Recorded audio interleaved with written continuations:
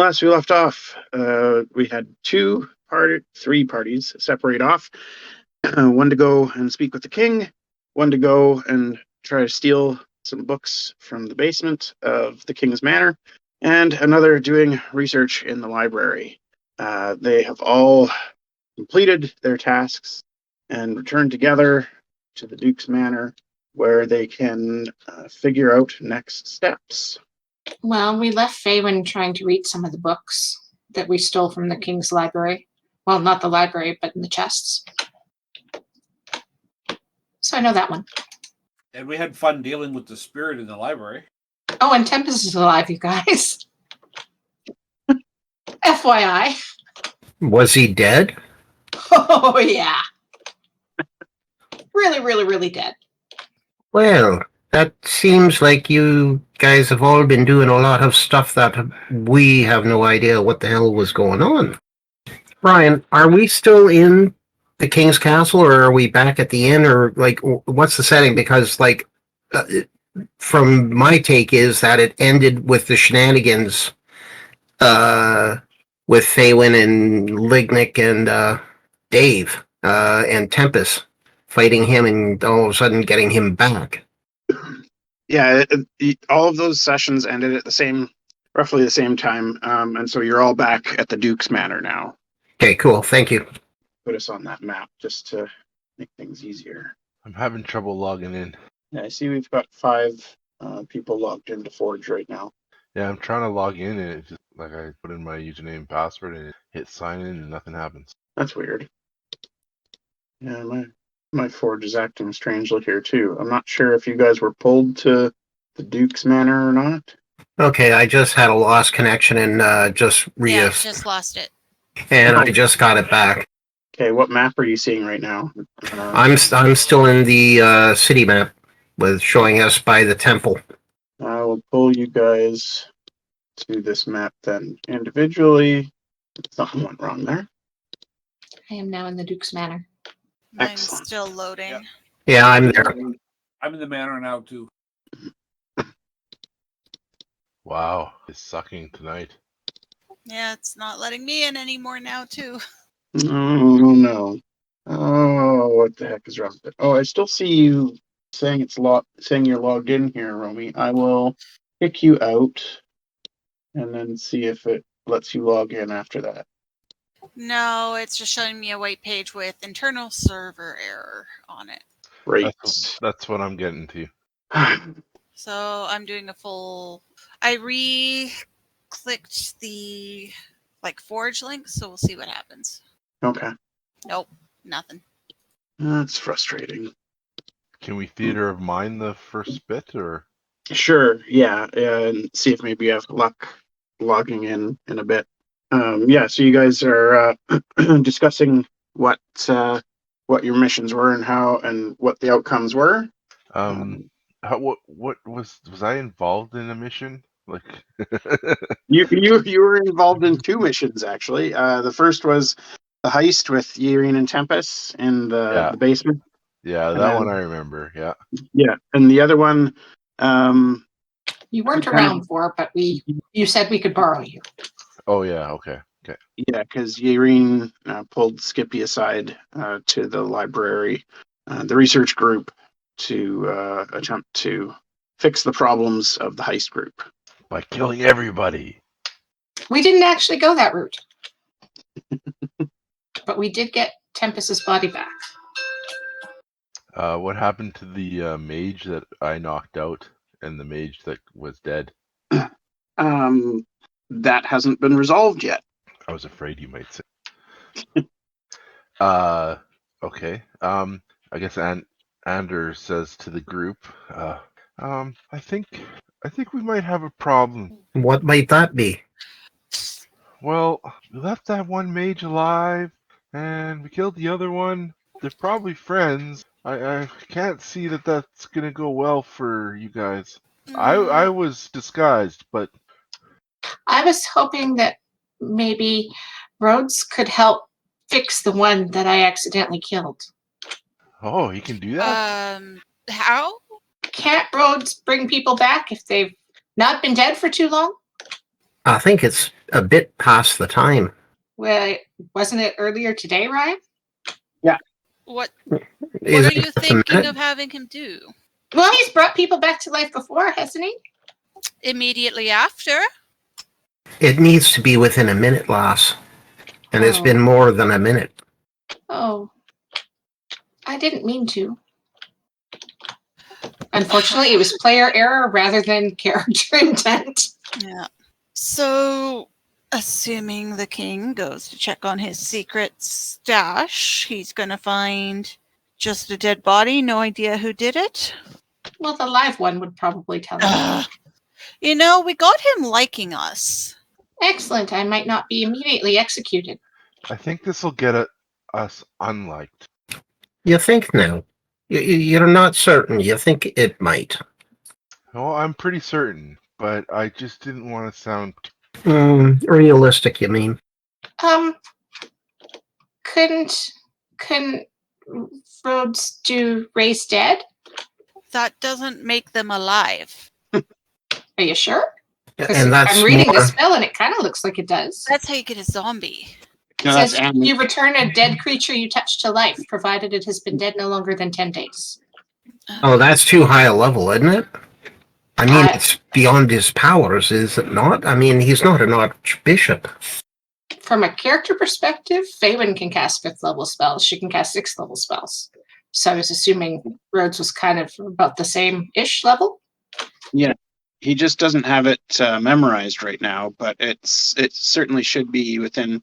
And actually, the character sheet is 2 levels behind on D&D Beyond. I'm not sure if I can, as the DM, level it up or not. Yes, you can. I think Okay. you're the only one who can. Okay, I'll work on that. But we'll assume that Rhodes has that power, and given a long rest, would be able to memorize that spell. It does require a 500 gold piece diamond, I believe, since we've used that spell before. Yep. I'm not sure if you guys have that. I know you had been collecting. I have one. We should all have all of group 1 should have a diamond. Right, but you guys had been collecting like smaller diamonds for the Revivify. Yeah, for the Revivify, but I couldn't remember if you guys had actually purchased a 500 gold piece diamond that would be used for Raise Dead. Yeah, that was the tricky part with Tempus resing him the first time, was getting a single gem worth that value, wasn't it? That's why when we were doing our big shop, we bought a diamond for Revivify for everyone. Yeah, and that's a diamond worth 300 gold pieces. Okay, so it's a little short. Okay. I have a diamond worth 5,000 gold. Holy mackerel. I know. What? Do we want to take that? Well, if you've got a diamond of that value, if we take it to a jewel cutter and tell him he can keep the chips in that, and maybe I'm thinking 800 there's been gold a piece. typo. There might have been a typo. I think there was a typo. I think it was a 500 gold piece diamond. Yeah. Well, no. I mean, it is written down, so that's what it is now, right? Canon? I do not remember ever giving anybody a 5,000 gold piece diamond. It was a near-death experience. It scrambled your longer-term memory. Oh, is that what's happening? Well, I'm trying. Yeah, but you're right. You're right. We should be able to get 10, well, maybe 9, 500 gold piece diamonds out of it.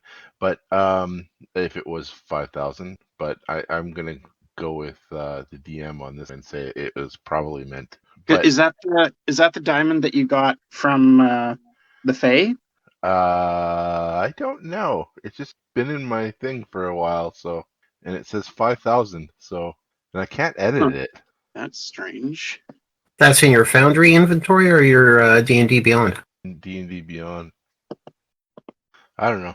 Well, we'll say it's 500, even though it says 5,000. And Skippy will pull out a 500 gold piece diamond. Will this work? And I think Tempus was playing Rhodes, right? Or Assuming so. Yeah. What'd I miss? you're alive. We're waiting for your response. Hurry up. The what? We're talking about the two mages that the one that we killed and one we left alive, and what we should do about the one we killed or the one we left alive. So we're talking about casting animate dead on him, but we need a 500 gold piece. No. Raise dead. Raised dead, sorry. We need a 500 gold piece diamond, and Skippy just happens to have one. And you're proposing that Rhodes will cast the spell to bring him back? Yeah, Yes. because Yaereene accidentally killed him, and Are we in a position to do this right now, or are we just suggesting this as a hypothetical plan? Well, how long has it been since we knocked that guy out? It has been probably almost 4 hours. He's gonna be awake now. Rhodes will shrug and say, yeah, I can do that. You can do anything you want, just should we? Should we expend resources doing something like that? well, I think it might make the king less likely to want to execute me. Or Tempus. Get me to the body, I guess, and I'll do it for you. And if you guys are you guys talking in the room where Faewyn is laying down? Unless it's awkward. Because you guys may have, if you are, you'll have noticed that Faewyn is like weak enough. She doesn't appear. She can probably get out of bed. Assuming we're all just trying to talk and recap in the same space, we're probably there. Yeah, I can't get you in this. Well, I could try, but it might kill me to get you in the same way. But I can't. I can't go. Faewyn, what's the matter with you? She'll point at Tempus. And she'll point at Yaereene, gave me a scroll, and we used it to get him back. You guys just see Ysmyr goes to sit at the foot of the Faewyn's bed and is rubbing her temples. Thank you. So, for anyone in group 2 that wasn't aware, Yaereene has been carrying around a scroll of wish that Tempus got for her for months now. Just kind of carrying it with her. And yes, that's what they used it on. Well, that explains how he was dead and came back. But it took that much out of you, lass? Yeah, we found out he wasn't dead in the traditional senses. It took a little extra. I first tried reincarnation, and that didn't work.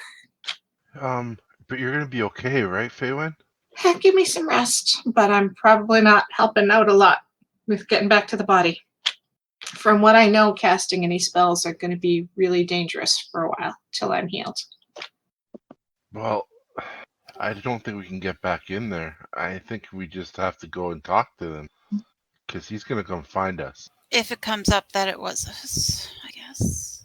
No, they saw Yaereene. And Tempest. Oh, yeah, and by the way, we also, in our research, found out some stuff you guys should probably know about. There's some terrible, terrible artifacts the king was researching. What? Yeah, one lets you cast scrying spells and detect thoughts while you're scrying. One could be causing this night. It's a pearl that causes 24 hours of night with a 10-mile radius. Takes about 10 minutes to cast. A sphere of annihilation, which sounds like a terrible, terrible thing of destruction. It's a 2-foot diameter sphere that's a hole in the multiverse. Don't ever get near it if you can, but if it comes for you, try and take control with arcane knowledge, but ideally don't get anywhere near that. And Black Razor, a great sword that can only be wielded by non-lawful creatures, usually evil, devours souls. It's sentient and it appears to just want to consume more souls, will even eat the soul of the wielder, and can also let the wielder cast haste once per day. So there's some terrible things the king was researching, or at least was hiding the research for in those books. Well, His Majesty was definitely concerned about people trying to read his thoughts from afar, so he might have that stuff to try and research how to block it. Well, It sounds to me like this guy's a bad guy, parading as a good guy. no. if he was evil, I doubt he'd be able to sit on his throne. I think he's been desperate. And if someone was, let's say, reading his mind and pushing him to do stuff, what's to say he wasn't collecting this because of that? But isn't this stuff like it's about how to scry, not protect yourself from scrying? Yes, but he was pretty relieved when he found out that one of the professors at the Bard College could protect him from scrying. Yeah, so nobody can figure out how evil he is. I'm not sure if he's evil or not, but it sounds like there's some scary things out there. Well, regardless, I think whatever we're going to do, I think we need to do it quickly because I think somebody's going to be coming looking for us quickly. I would not be surprised about that. Yaereene kind of sidles up to Tempus. How are you feeling? Oh, have we lost Tempus? Oh, I feel great. Everything is just, really, really good, honestly. I mean, yes, dire Really? situation in front of us right now, but I feel pretty keen, pretty good. I'm glad to hear that. That's a attitude shift. It's hard to put my finger on it. On the one hand, I don't have a dark god constantly whispering into my head. On the other, I think that whatever Yaereene did to bring me back, I think has changed me in a few ways, on some sort of fundamental level. How? Well, I think my self-esteem is a lot higher, so I don't really feel the drive to, commit self-destructive acts to prove that I'm a good and worthy person. I've let go of a lot of the anger I felt at Katiara for dragging us into this whole situation with Duke Weston without consulting any of us. And I just feel a lot more optimistic about our chances for the future. What the bloody hell? Well, optimism is good. Any other differences you've noticed? I can't feel the wasp eggs moving in my leg anymore. That's kind of nice. Like it's still there, or it's gone? Pretty sure it's gone, as well as my organ damage. And Tempus is gonna pull his shirt up and show you his side where there's no longer a gaping hole, and he'll say, "See, no holes in me." That Does looks Tempus still like old grizzled Tempus? Yeah, physically his outward appearance isn't terribly changed, although you might notice he does look a little bit healthier and more robust, almost as if his constitution improved once we hit level 12. good. Almost as if. Okay. So this is all good. We're talking about how we're going to keep the tanks from killing us. So, are you okay? Can we go back to the other topic if that's something we're really concerned about? Yeah. So what it comes down to is really we can't do anything about the person who got killed. We can't do anything about the one who saw you do it. Oh, I could just go throw myself on the King's Mercy and see if we could fix them. We don't even know if he knows. We've at least outwardly have him on our side, and he wants this all over with as much as we do, and hopefully have at least kind of dealt with his whole seeming crazy because he's not getting enough sleep and someone's picking at his brain thing. And now we know something bad is using. He probably has access to some nasty weapons, or at least a nasty pearl thing that is causing this darkness, and we don't know what to do about it. Does that sound right? Yeah, kind of. Great. And it was Lucius who was in his head. Oh, goodness. Yes, I think I forgot to mention that earlier. That's a big deal, isn't it? Yeah. Well, I don't know what to do. I don't know where to start now. Ryan, we haven't read all of the books that we took from the King, have we? No, the artifact book that you found was still in the basement of the library. The rest of them are brand new that you guys dug up from the basement of the King's Manor and haven't read those yet. Okay, so the artifact stuff was stuff he hadn't hidden yet. Let's find out what he's been hiding. Faewyn will pick one. Oh, and if I remember correctly, Grun was wanting to figure out a way to make sure clean water and food could come into the city because they were struggling. Yeah, he wanted to make sure that the water supply was defended. The king had assured him that they had closed down some problematic wells already, and so the other ones were fine, but he wanted to look into the rest of that. Yeah. Okay, just so we remember everything. So yeah, I'm at a loss on where to go next. Well, I think it would really be a good idea to find out what the king was keeping from everybody else. So if we all took a book, it probably wouldn't take as long. Yeah, I guess we could do that. Well, I could do goblin, elfish, orc, as well as common, if that helps. Do we have the ability for people to read, Ryan? Or anybody have any other ideas? Yeah, sorry, I just found the library basement notes here to go through this. So the types of books that were missing that the king had in his basement were on Titan lore, the old gods, and the first humans. So really, just 3 people need to read. Well, No. it's multiple books in those. Oh, gotcha. Grun! Nice to see you, sir. Lignyck is going to clamor for one of the books about the old gods. Faewyn will go for Titan lore. Skippy will ask Faewyn which book he should read. How about you find out about, and she'll glance at the half-orcs, how about you find out about humans? Okay. Okay, so are you guys going to be reading overnight then? Or are you waiting until the next day? Faewyn can't do anything that will push any exhaustion, so she'll only be reading as long as she has energy today and then getting a good sleep overnight. Sounds good.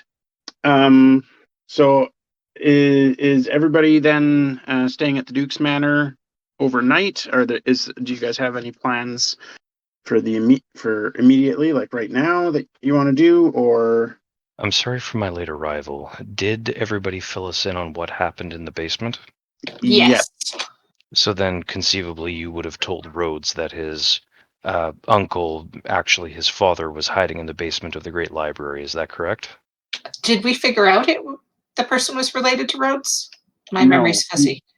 You heard his name. He gave you his name, but you didn't piece any of that together. So yeah, we'll have mentioned his name, but Okay, then Rhodes is going to slip out and is going to head towards the Great Library. Whatever comes of that will come of that. Tempus will do whatever Yaereene tells him to. She doesn't really want to tell him to do anything. Tempus will rub Yareene's feet and ears while she reads books. Oh, that's very nice. Yaereene. Yaereene will just grab a random book, pick one. She's not a real reader, but if people are asking her to read, she will. Okay, Yaereene randomly picks up a book on the first humans. Seems to me if we're worried about the Duke punishing us for something, staying here, is that the best plan? Well, I don't know where else we could go to ground. I mean, if we're not here, he's likely going to toss all the inns, and there aren't that many in this place. How about, well, since he was behind all this, should probably talk to him, because if the king comes looking and finds us here and he's mad, that could be a problem. I can go and let him know what happened. Like, Tempus will volunteer that he's happy to communicate to the Duke about what happened, and if the Duke is upset or tries to take it out on Tempus, Tempus is best equipped to escape and make his way back, or otherwise, resist the Duke's upset. But at the very least, he's happy to pass along the message and warn him. So that's dealt with, and you have a less than interested in a reading character dealt with. Well, we went back to the Duke's Manor, so it's not like we have to go far, right? Yeah, you're currently in the Duke's Manor. So somebody's going to talk to him? Well, I guess he kind of looks at me, and if Tempest wants to come along, we can do that. Yep, Tempus drags Katiara out, and the two of us will go talk to the Duke. Okay. I'm just going to put everybody else in the library for now. I'd like to go my own way Where- for a second. Sorry, I was just stepped away for a second, and I realized I have to report to that guy, the kingpin there. Okay. And if there's reading to be done, Grun will pitch in where he can. Okay. Is there a topic that you're most interested in from those books? We have Faewyn reading about Titan lore, Lignyck is reading about the old gods, and Skippy and Yaereene are reading about the first humans. So sorry, what's left? Nothing. It just you can double up your efforts. There's lots of books on each topic. Okay. I'll double up on first humans. I'll continue reading stuff on Titans. And Ysmyr will grab an old gods one. Are there any history books? They're all history books. Oh, well. Any on Feywild or folk tales and lore? Like I said, the three topics are Titan lore, old gods, and the first humans. In that case, I'll go for the old gods. You're coming with me to talk to the Duke. Oh, all right. So I am. But when you're not talking to the Duke, I'll put you down for the old gods. Thank you. If you survive, dun dun dun. And Skippy was heading off to do his own thing. And nothing's going to go wrong with But that. before I go, I jot down a list of. Sounds good.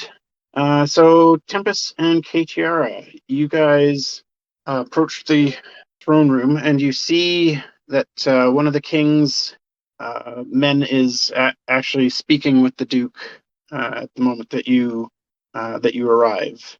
And when you enter the room, both of them look at you with rather concerned looks. Okay, I'm going to try and get an insight. Why am I picking up this vibe? Okay. And You note that the King's Guard is looking specifically at Tempus with open fear in his eyes. maybe we should go back and get Rhodes. Oh no, this is the Duke that we're talking to, not the King. Never mind. And Tempus will just mutter back, "Nah, I think we've got this. Hello, gentlemen." And may the light shine on you once it does come back out of this dreary muck. Are we interrupting something? We can always come back later.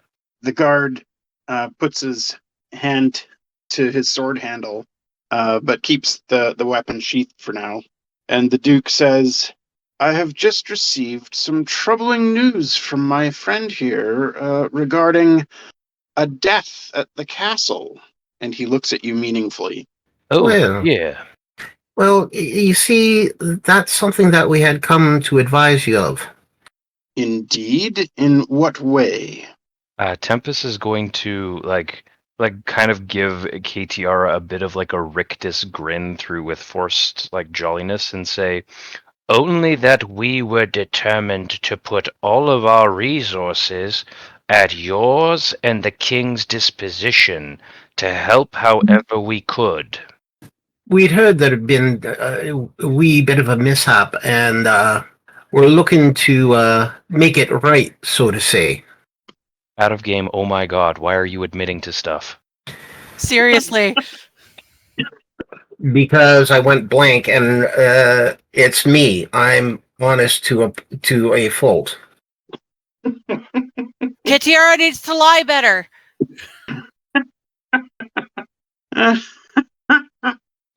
Well, no. No. No, now is what I said. Now, what exactly is this mishap that went on? Perhaps I have the wrong of it, and I need to be better educated as to what this gentleman is saying. From what I have been told, and what I understand, the king had summoned the aid of the halflings of Oos to do some unknown research at the castle, And during their studies today, they came under attack by some mysterious means, and one of their members is dead. This is, might I say, a very large diplomatic incident between nations, and the one surviving halfling has already returned to Oos with his companion's body and leveled threats against the king. Oh, no, I thought this was talking about how he got along with the king and the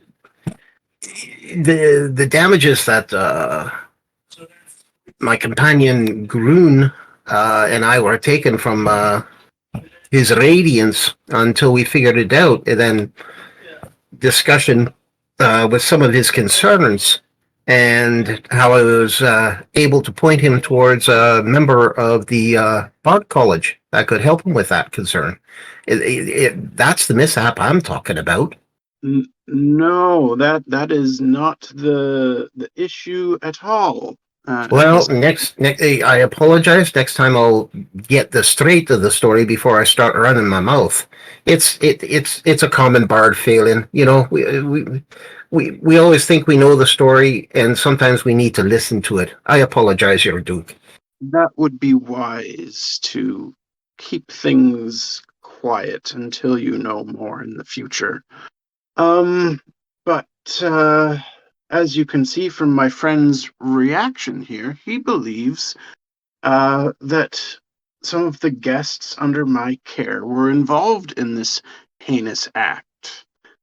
Particularly your friend Tempus here, who was seen entering and leaving the area where the halflings were staying. Well, I mean, Tempest would have told us if something had happened, right, Tempest? I mean, I do tell a lot of people a lot of things. We went into the library. We were being shown around by a friendly guard.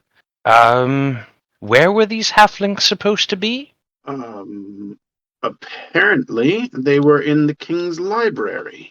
Well, that doesn't seem quite right, because there was a lot of dust and books and no real sign of anybody having been in there recently in the library where we were.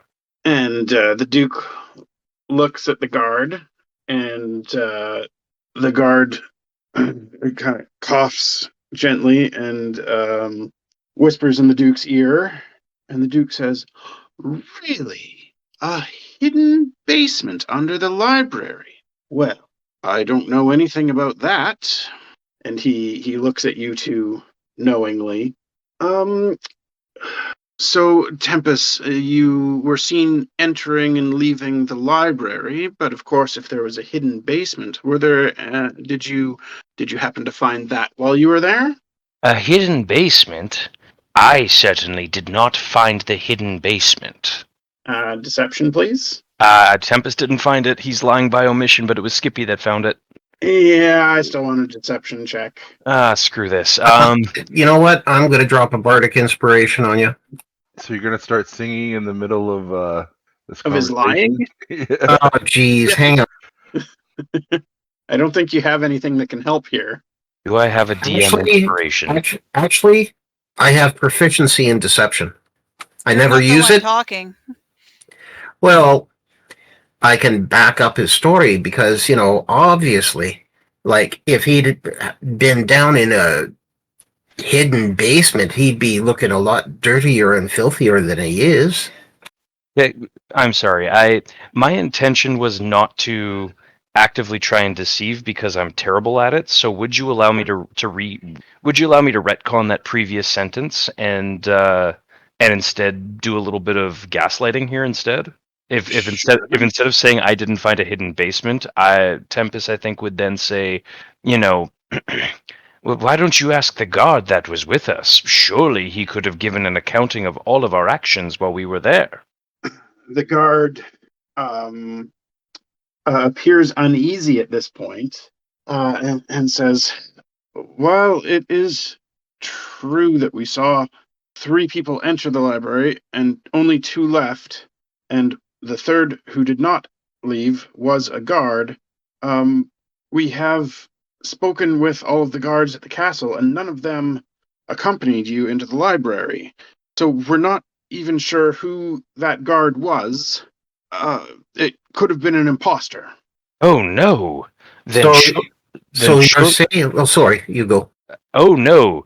Then surely they must be a strong suspect in this case. Aye, I mean, a person that is walking around. I mean, and wouldn't it be this mysterious imposter guard that'd be the issue? Not 2 loyal friends?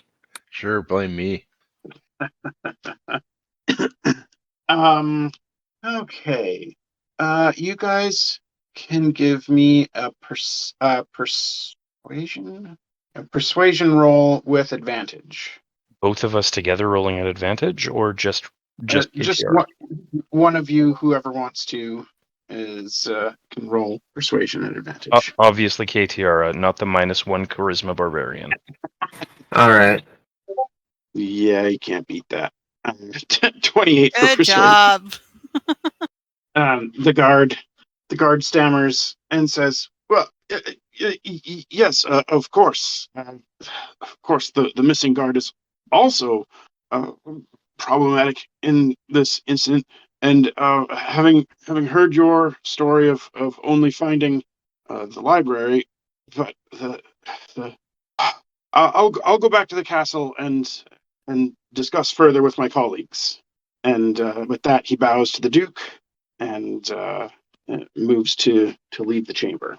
And Tempus will say as he goes, "Don't worry. We are sure to turn our considerable resources to helping ourselves and the king." Aye, he's a nice man. Thank you. And he leaves. You see KTR just wince at the dressing down he's about to receive from probably both the Duke and Tempus. Behind you, one of the guards, loyal to the Duke, closes the door, and the Duke visibly slumps in his chair and looks at the 2 of you and says, "I do not like to be caught unawares with dire news of this type. The next time something goes wrong, I expect that you come and tell me immediately." Of course, Duke Weston. So sorry about that. We were trying to get our feet back under us. Lots of things have happened, and, well, why don't you come with us so that we can fill you in on what exactly happened and what we're doing next? Very well. And we'll take him back to the party clubhouse. Okay. So you guys are all in the library now with the Duke, and you fill them in on your various missions. Yep. Are there any details that you're leaving out at this time? We hadn't previously told him that Tempus was powered by Dowreth, and I think we would keep that out. Yeah. Yeah, Grun would probably leave that part out, but otherwise I don't think we'd leave anything out about what happened with the king. So you're going through how he died and came back through a wish scroll. We'll just say we were able to resurrect him. We won't go into details. Okay. And to be fair, hearing about something like that underneath the castle is worrying. And we will still mention the request to be able to let the gnome cities know. The gnome cities? The Glimmer, no, Tired Brain. The place where we came from before this. Right. Because they took the body of the pilot. We wanted to give them. Didn't you say they? The undead took the body of the pilot. Yes, right. And we wanted to give them warning. Okay. We also wanted to see if they could help set up a trade with the city for like food and water to help keep it supplied. Okay. And sorry, how were you sending word to the gnomes about that? Teleportation circle. I can't cast it for another 5 days or so. Well, I might be able to, but I might kill myself. Yeah, please no. When Rhodes gets back, he might be willing to cast sending for you guys when he gets back from herring off into the city. Cool. And I wasn't sure if the Duke would have some method of being able to communicate. The Duke didn't even know about the Gnomish cities before, so he has no contacts there. Okie dokie. Okay. So the Duke is pleased that you managed to find out what was going on in the basement. Having only heard from the guard that the halflings were doing some secretive work in the basement, and then putting it together that they were researching the Fae based on what you guys found, and this particular Fae creature that they had imprisoned. He's not sure what to make of that. It seems an odd thing to do to waste resources with more pressing issues at hand, but he's very concerned about the death of an emissary from the Halfling Nation, because if they're powerful enough to get there and back, and to aid the king in ways that people here can't, what other powers may they have that they're unaware of at this time? So that he's very concerned that they're already overwhelmed with the war against the undead at their gates, and if these halflings have a way directly into the king's manor, and they are angry with the humans, then they may find themselves unable to stop any sort of attack from within their own walls. Oh no. Tempus gonna shrug and say, "Shit happens. You sent us into an unknown situation. We did the best that we could with limited information and resources. It is a shame how it turned out, but them's the risks of war." And he's not going to disagree with you on that point. But he is going to he offers to help read one of the books as well, and takes one on Titan lore, and he says, as soon as you have information that may be useful from these books, please let me know. In the meantime, I will continue to speak with the king's emissaries as he sends them and try to smooth over any issues that I can. I have nothing that I can offer in this situation with the halflings, so it will be up to the king and his considerable resources to attempt to make amends with them. Right, well, hopefully we get this figured out before things get too far. And with that, the Duke leaves you all in the library, and we're going to go over to Ander, Skippy, who has made his way to where he's going at this point. I assume you're heading back to the Thieves Guild headquarters? Yeah, but I'm doing so in a way that's hopefully not going to promote anybody following me or... Okay, give me a stealth check. We can't even see him when he does stealth checks. How's that? It's about as good as it gets. 32 stealth. Yeah, you have absolutely no problem making it through the city undetected to the Thieves Guild headquarters. I will go in. Okay. Repeating the whatever ritual kid that led me. Sure. So you have no problem making your way into the headquarters and speaking with the leader there. Did I write down his name? I did. Narder Wake. So I'm in his office, or? Yep. Okay. Mr. Wake, you asked for some information. I did.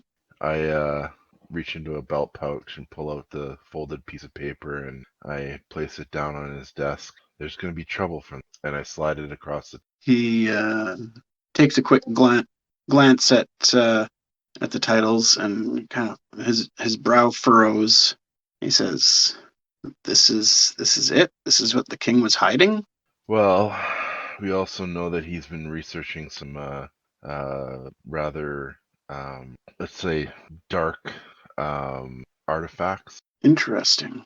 Looking at sword, by, and yeah, he an orb that creates darkness, and I kind of gesture to the sky, some other things like that, and I kind of just give him the lowdown on that. Okay, that was those were books that Faewyn and the research team discovered in the library.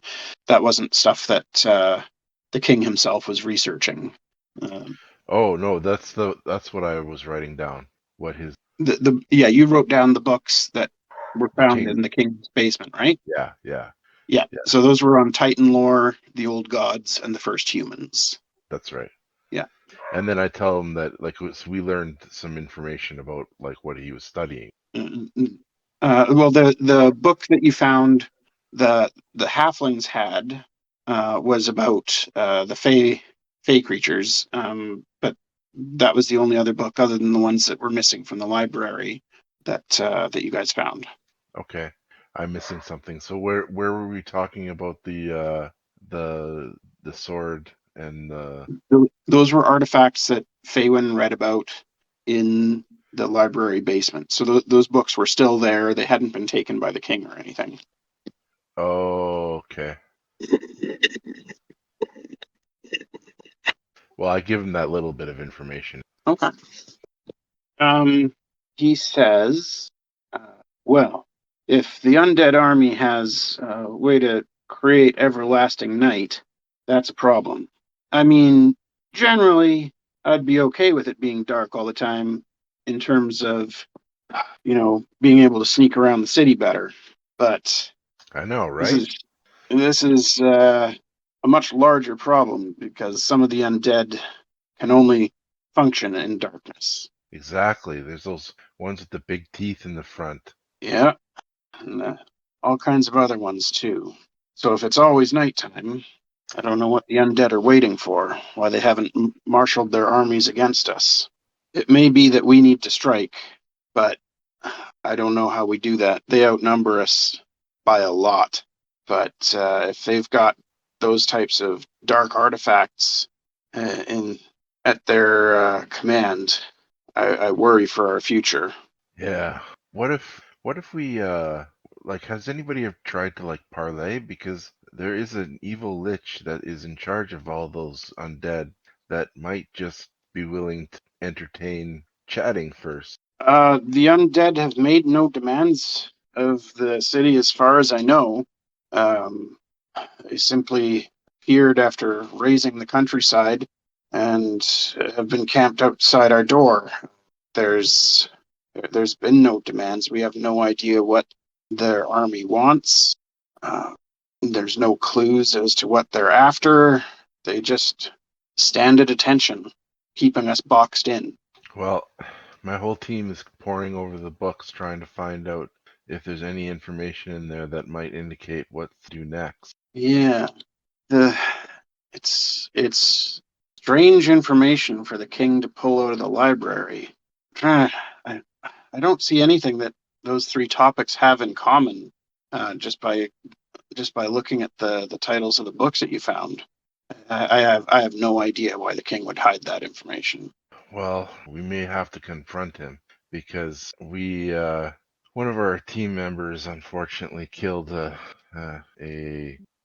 mage from a halfling, and before we could make things right, they the other halfling mage, which I knocked unconscious, took the body and is left. Huh? That's news to me, and that's pretty rare. Yeah, it's pretty tight-lipped, I think, because obviously the king doesn't want to know that there was a hidden library under what exactly the mage is studying. Probably didn't want, so it's probably in his best interest to tight-lipped. But Now we know, and knowledge, I have found, can tip the scales in a person's favor. So I thank you very much for sharing this otherwise unattainable information with me. Is there anything I can do to return the favor at this time? oh, where's Faewyn when you need her?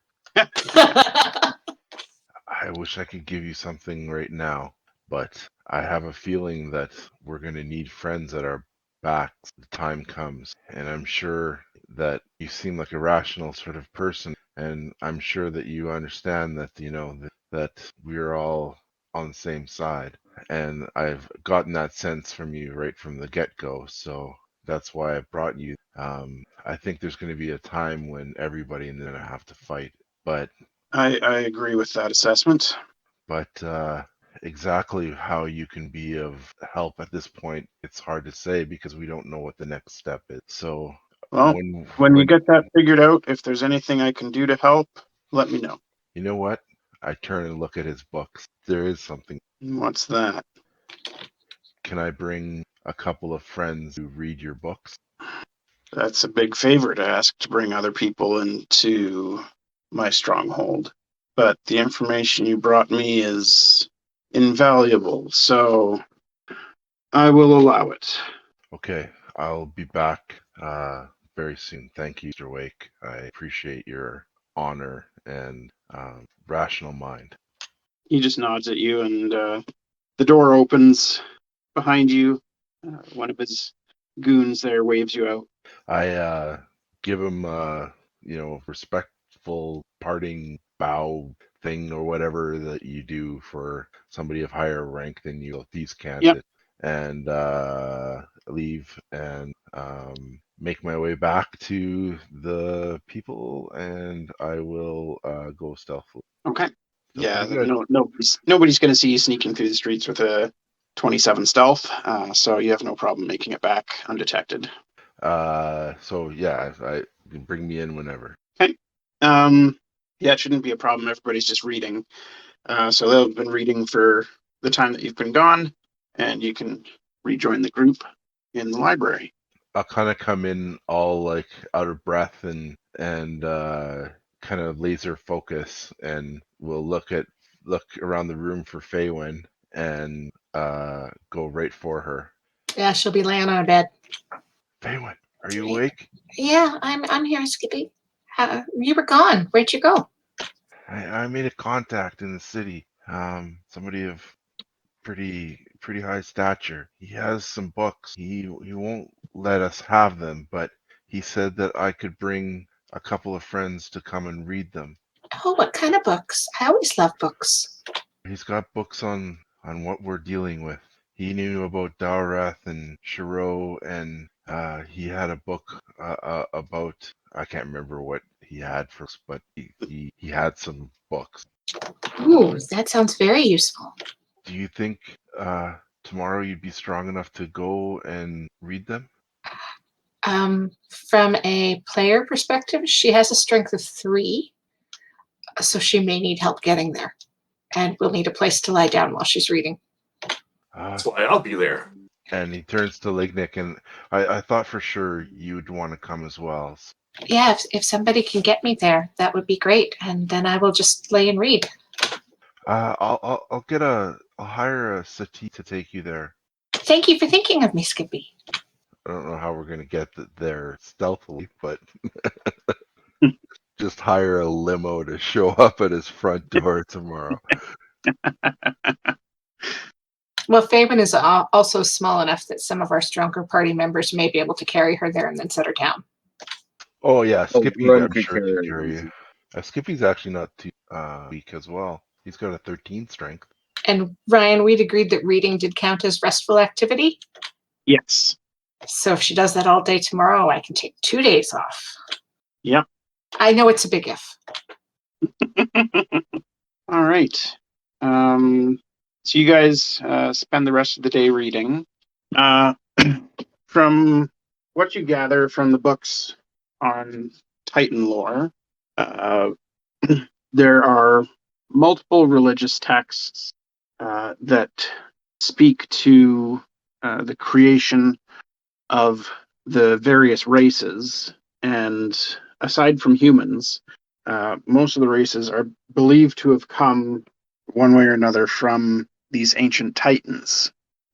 Their origin is unknown, and where they are now is unknown.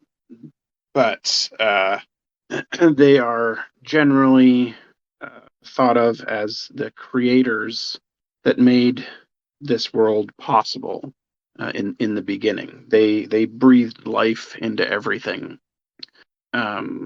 There's speculation that there was a falling out among the Titans after their favored races were created, because the Titan of Air created dragons that were pure, and the dragons were coveted by the other Titans, and some of the eggs stolen and corrupted into the types of dragons that you know of now, the metallic and the chromatic dragons.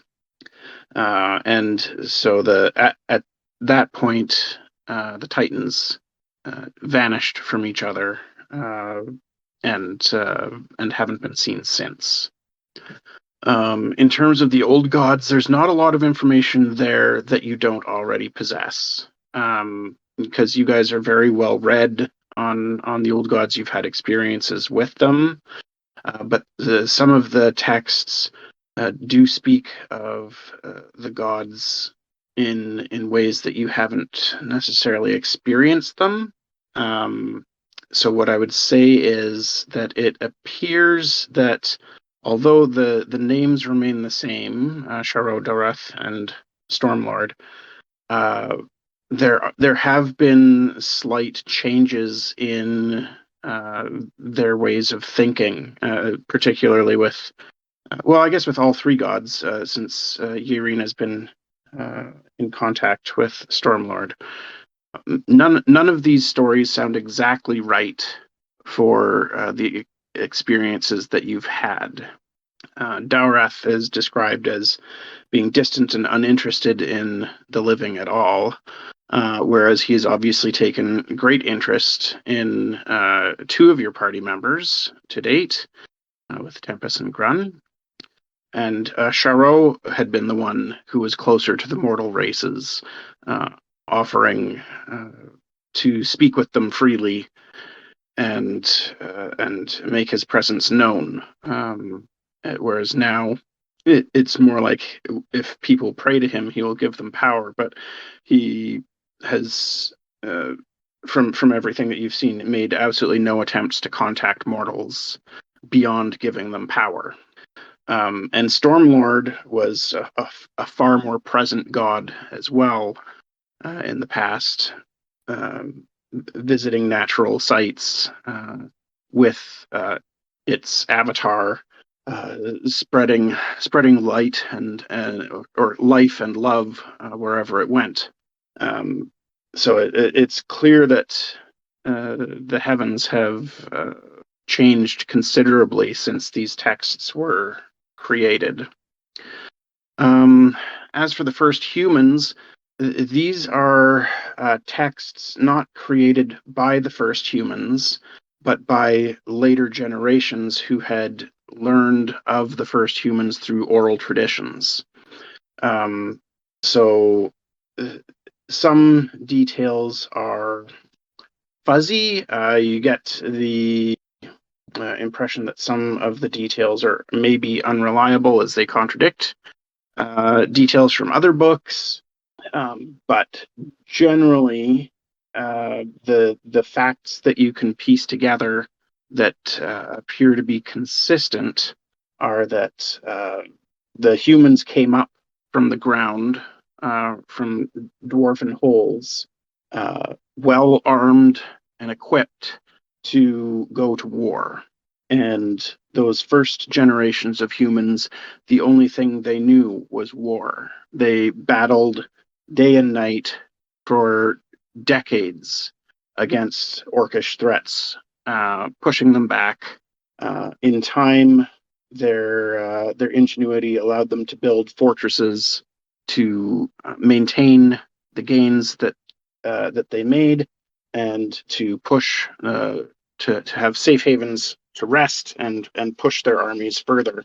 The humans generally migrated to the plains. They preferred that to forested areas because they had better lines of sight. It was easier travel. It was easier for them to network with each other. And so they started out with the Empire of the Sun as their main stronghold on the water. So they had easy access to to fish and food that way, as well as the food offered by the land, and spread from there. In their initial travels, they did find ruins from previous races and generations that had dotted the lands everywhere that they went. And the books do talk about finding an old Elvish outpost, which was called Nordgard, and an old dwarven city in the sands called Korthun. And so those cities were rebuilt by mainly human populations who also mingled with local races that they met along the way. And so the human influence spread considerably over a short period of time, given that there were structures that could already be put to use, or at least fixed up to be used by the people who moved there. And so that's the basic kind of information that you glean from that first day's reading. Well, Grun's going to be stunned to find out that Korthun was once a dwarven city, because I don't think he would have known it. No, Grun wouldn't have known that. Yeah, so that would be pretty shocking. It'd also make him really homesick. I just copied the notes that I took into our general chat. Awesome. Thank Okay. you. Thank you very much for that. There may be spelling errors. Sorry, I was typing quickly. That's okay. And at that point, you'll all need a long rest. Given that you're safely in the Duke's Manor, there's no issues that arise overnight that wake you up from the rest. And so the next morning, you guys are free to do what you'd like. That's not enough, is it, Ryan? 12 on religion? I believe the DC was 15. I'm pretty sure, right? Ryan, as Yaereene goes to sleep, she's gonna think of some questions. Sure. Yeah, your religion save DC is 15 to enter the trance, Grun. Thanks. Hey, Ryan. Yeah. Since I'd actually been healed and communed briefly with Stormlord, do I feel that's giving me any extra insight when I'm trying to read this stuff on the old gods? Not particularly. Like it is interesting that you might consider it interesting that the gods have changed over the ages, but I don't know how that would help you with your particular situation. KTR is just basically fishing and trying to think things through. Yeah, is anybody injured? I'm not. Nope. Grun, weren't you and I injured from the throne room? No, I healed myself up. Okay, well, I healed myself from the long rest, so. Oh, wait a second. That's the... Nope. It's what? Con plus 1 for a long rest, isn't it? On +1 for a long rest, and I'm just spending some hit dice to take me the rest of the way. Yeah, I think I'm going to have to do the same too, because I only got 3 hit points back. Yaereene has spell slots. She'd be happy to heal anybody who needs it. Lignyck too. I think Grun has 1 if it's needed. Because I was at 58. Would you like me to roll a couple of spells? Yeah, actually, I've got that. On my short rest, I do have that feature where I give max healing. Well, Yaereene also cured you. I don't know why it rolled twice, but 19. Oh, okay. Let's see. So I was at 61, 19. It put me at 80. Yeah, putting me just too short. Too short. I'm good. Yeah, the weather here is messing with my equipment here, so I'm currently not in the forge. Same here. The forge dropped out for you guys? Yep. Yeah. Oh, we're also in the middle of a storm up here in Guelph. I'm still in. I'm still in. We'll see how long that lasts. Yeah, I'm in too. Okay. Yeah, for me, it was my internet's flickering, so it just booted me out. You on, Bell? Tech Game's savvy. kicking me, dropping me off and on all the time. Now I just won't me back in. It dropped for me, and I'm just reloading, and it seems to be reloading, albeit slowly. But whatever, we're not likely to start any trouble in the Duke's house that would require the map right away, at least. I don't know. Speaking for myself, of course, Richard might have opinions. Me? Skippy will be at Faewyn's door bright and early, knocking. Huh? She'll wave him in? Oh wait, aren't we all sleeping together? Not together, but you know what I mean.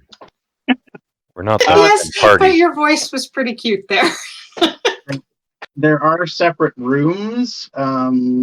There's 3 rooms upstairs with beds and a couple of rooms downstairs with beds. So you may not all be sleeping in the same room, but you're all in the general same area. Faewyn. Good morning, Skippy.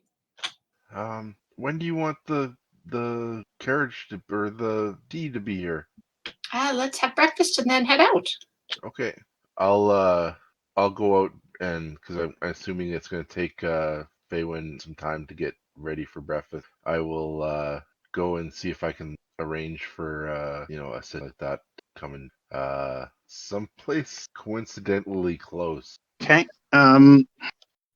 Give me an investigation check. I was also coming with. You actually can't find anybody who offers these types of services. Most of the people in town are extremely unnerved by the ever-present darkness. But while you're outside, the sun does appear early in the morning for about 10 minutes. 10 minutes, huh? And then 10 minutes later, the darkness spreads again from the south, and the entire city is blanketed in darkness. From the south, you say? Yes. That's That's useful info. That's where the undead army is. Yeah, but that's good to confirm. Yep. Um, Do you share that info? yeah. Thank you. Yeah, when I come back, I'll tell the story about that. But what about a carriage? Can I get a carriage? No. Can I buy a carriage? You do see carriages that aren't in use, so you could talk to their owners. Okay. Would the Duke have a carriage he could lend us? Or would you not want to take the Duke's carriage to where we're going? Definitely not the Duke. Where are we going, by the way? It's a surprise. Oh, okay. And yeah, I'll go up to one of the people that have a carriage and are not using it. And I suppose it's outside their door or something like that. I have to knock on the door. Or... Yep. Yeah. The person says that they're not leaving their house. So if you want to borrow their carriage for a while, that's fine. With the expectation that you would maybe slip them a couple of gold pieces. I give them 5 gold pieces, and I'll tell them I expect 3 back. Yeah, that's fair. And I will, I guess, get everybody into the carriage. I will attempt to drive it. Do you have proficiency in land vehicles? No. Do I need that? To drive it? Well, yes. Okay, well, what I lack in skill, Grun I'm does. going to make. Grun does. Well, I was hoping to keep it as small a party as possible. All right, Grun, you're coming, but no more. All right. Hi ho, off we go. Yep. And I'll ride with Grun at the top, and I'll be following us, trying to figure out somebody's tailing us. And I make Grun take some right turn, left turn. Finally, when I'm sure nobody's following us, I'll take us to a place that's coincidentally close. Okay, give me a perception check. Okay. Oh yeah. You do note that despite your best efforts of trying to lose somebody in a carriage through the city streets, there is still a tail on you that's been following you since you left the Duke's Manor. Okay, give me a sec, Grun. Take 4 lefts, and I will stealthily get off of the carriage and intercept whoever following us. I'm used to Skippy just vanishing on me after giving me weird orders, and I just make 4 lefts. I slow down a little bit while I do it too. That should buy me some time. And I will roll stealth. Okay. You stealth away from the carriage. What would you like to do? Oh, it's all right. I gotta press to talk for that to work. I'd like to find the guy that's following us. Yeah, you have no problem. He's not being particularly stealthy about it. He's been following you over the rooftops, and yeah, so you find him no problem, and he knows that you're there. You recognize him. You recognize him as Fennel, one of the sneaks that works for the Duke. Can I help you? Probably not. I mean, you helped me by driving this carriage through the streets, so I'd be able to follow you, because the Duke was a little bit concerned when I told him that I'd lost sight of you a few times. So, this made it easy. Can I eye him up? Yeah, Insight? sure. Mysterious. He's a mysterious figure that he's not giving off any vibes of anything to you. It's just stone cold. I suppose you're not gonna stop following it, right? Well, given the part of town that you came to, I'm guessing, and given what a great sneak you are, I'm guessing that you've been coming here to visit the local Thieves Guild, and seeing that you need to bring your friends with you, you've got some kind of deal going on with them, and that's probably where you've been the last couple of times I lost sight of you. Is that fair to say? Meta? Yeah, okay, whatever. Sure. All right. My job here's done then. Have a great time. See ya. And I go back to the carriage. Okay. And When Skippy gets back, I just look at him and I'm like, do I ask or do I just keep driving? let's just say the Duke knows where. All right, where to? Left, right, straight, 2 blocks, turn a right, and then a left, and then we'll have to walk from.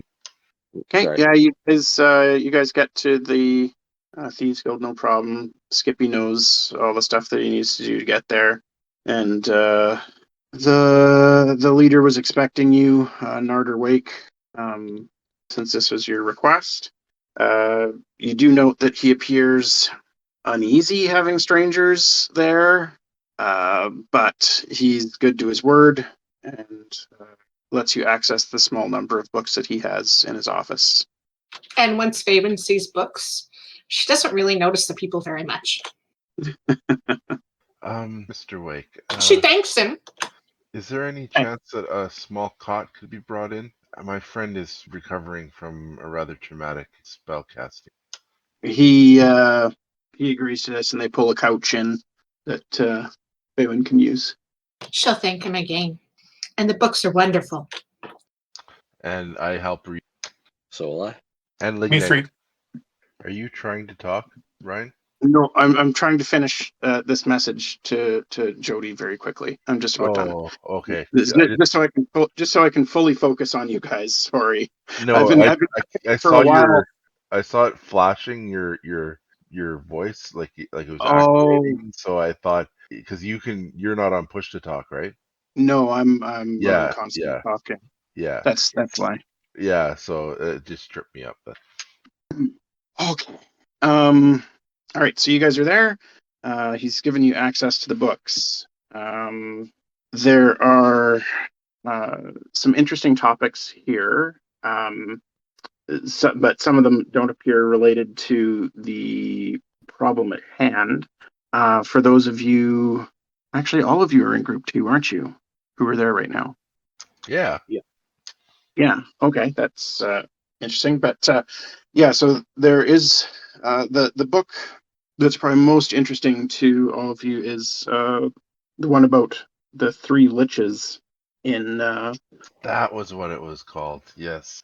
in Glimmerview, and they are according to the book, the ruling liches. based on this book and other things that you've read and know, it appears that these 3 liches were created by Glathor, and basically given free reign to do as they willed, but with the basic idea that there would be an undead presence among the gnomes if Glathor ever needed their aid.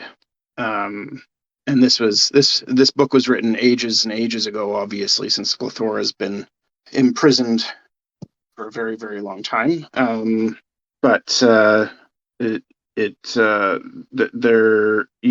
Faewyn would have a memory, since she has a perfect memory, of this being discussed at some point, where there was mention of 3 liches still to this day.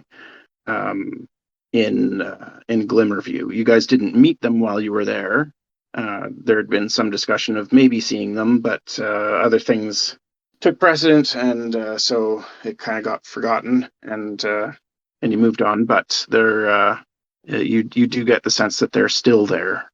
And if you want to give me insight checks or just talk about it, you can. Yeah, I would love to know when it was mentioned. Context around it. Did it seem like the population was happy about that, unhappy about that? Any sentiment that came up at the same time? The people were very pleased with this development.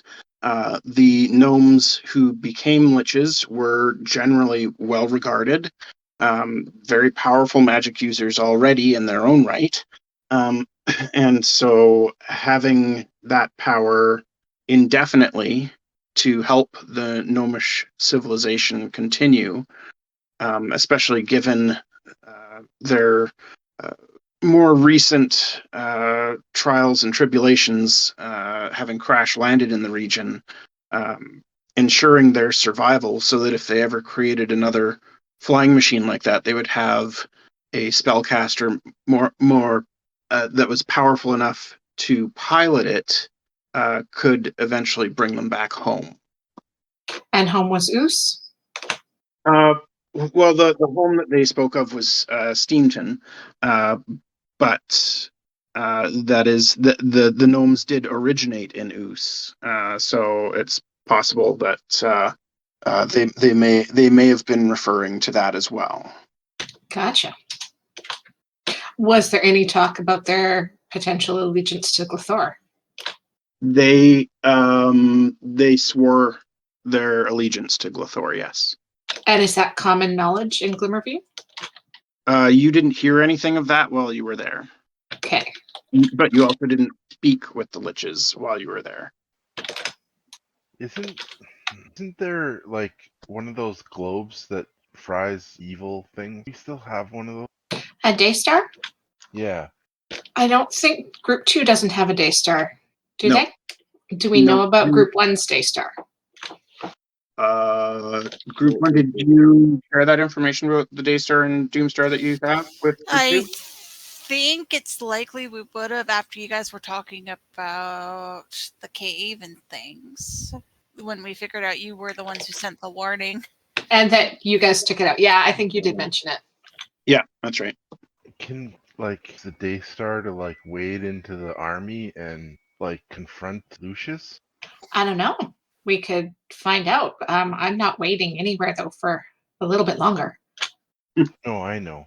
I think we should talk to them about it and find out. Okay. Well, when we're done reading here for today and we go back there, we'll have a look. That sounds like a plan. All right. Yeah. So once you've read that, the other texts aren't anything related to the main plot, so I'm not going to worry about outlining everything that everybody read. So yeah, you guys finish that up, and it's maybe midday, so you can head back to the Duke's Manor. Is there anything that everybody else wanted to do during the morning of that day that weren't involved in going to the Thieves Guild? Yaereene would like to share a little bit of info. Okay. So she'd like to clarify some of the relationship between the humans, the Stormlord, or the old gods, and the Titans. So Shiro and Dowreth created Stormlord. And then the Stormlord created the Titans. And they were tasked with making the world be an alive place. And so they created all the various races once they had animals and plants and all those things. And then the dwarves made humans and sent them up to the surface to fight their enemies. But then the humans became their own people and made their own civilization. And then they were like, oh, now we're civilized. And so then they prayed to the gods and gave power back to the gods. And Stormlord and Dowreth, no, Shiro and Dowreth faded out for a while, but the Stormlord always got power from the mortals. So when they return to the circle, they're not quite as big as Stormlord. And it's a circle. So what's going on happens and keeps happening. Or at least they all powered each other in some way. I don't know for sure if it goes on and keeps. Did I get a sense of that, Ryan? You get a sense that it went on for a very long time as an unending circle. But then when Shiro and Dowreth faded out for a while, by the time they came back, Stormlord had a great deal more power than they did. But the circle at this point remains unbroken. The gods powered the Titans, which powered mortal races, and the flow of life continues. And there was no newer gods in that cycle, right? No, that's correct.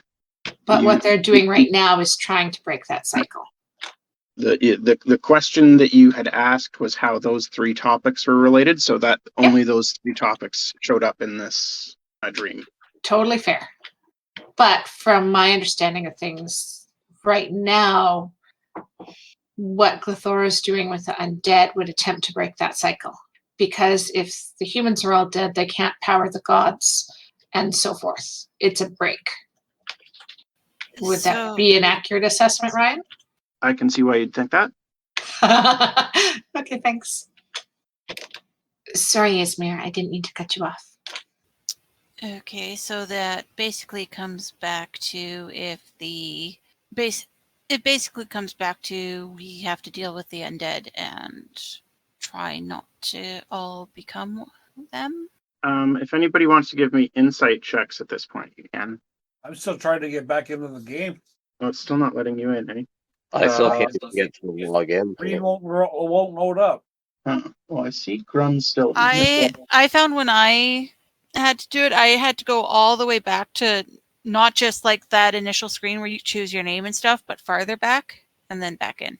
I've restarted my browser 3 times and still not been able to get back in. Okay. Do you guys want me to roll from your character sheets doing insight checks for you?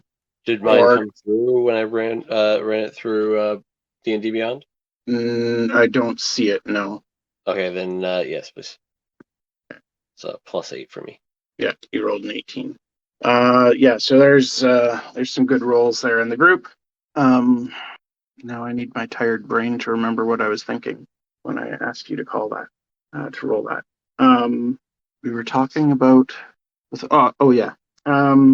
So given Yaereene's thoughts on where this is going, with Glithora trying to end life, and the party from the future knows that Glithora has now risen once more. At this point, Glithora would have summoned all of the undead from the Nordgard area to him, as you experienced when Tempus started making his way north involuntarily, and you guys stopped him while you were defending Nordgard. So you know Glithora is back. You know that Lucius was after the book that Group 2 was carrying that had information on Glithora, on where Glithora was. You know that the original 3 liches, Glithora, Lucius, and Venya, are all somewhere. So Glithora is to the north. Lucius is likely outside the city gates right now.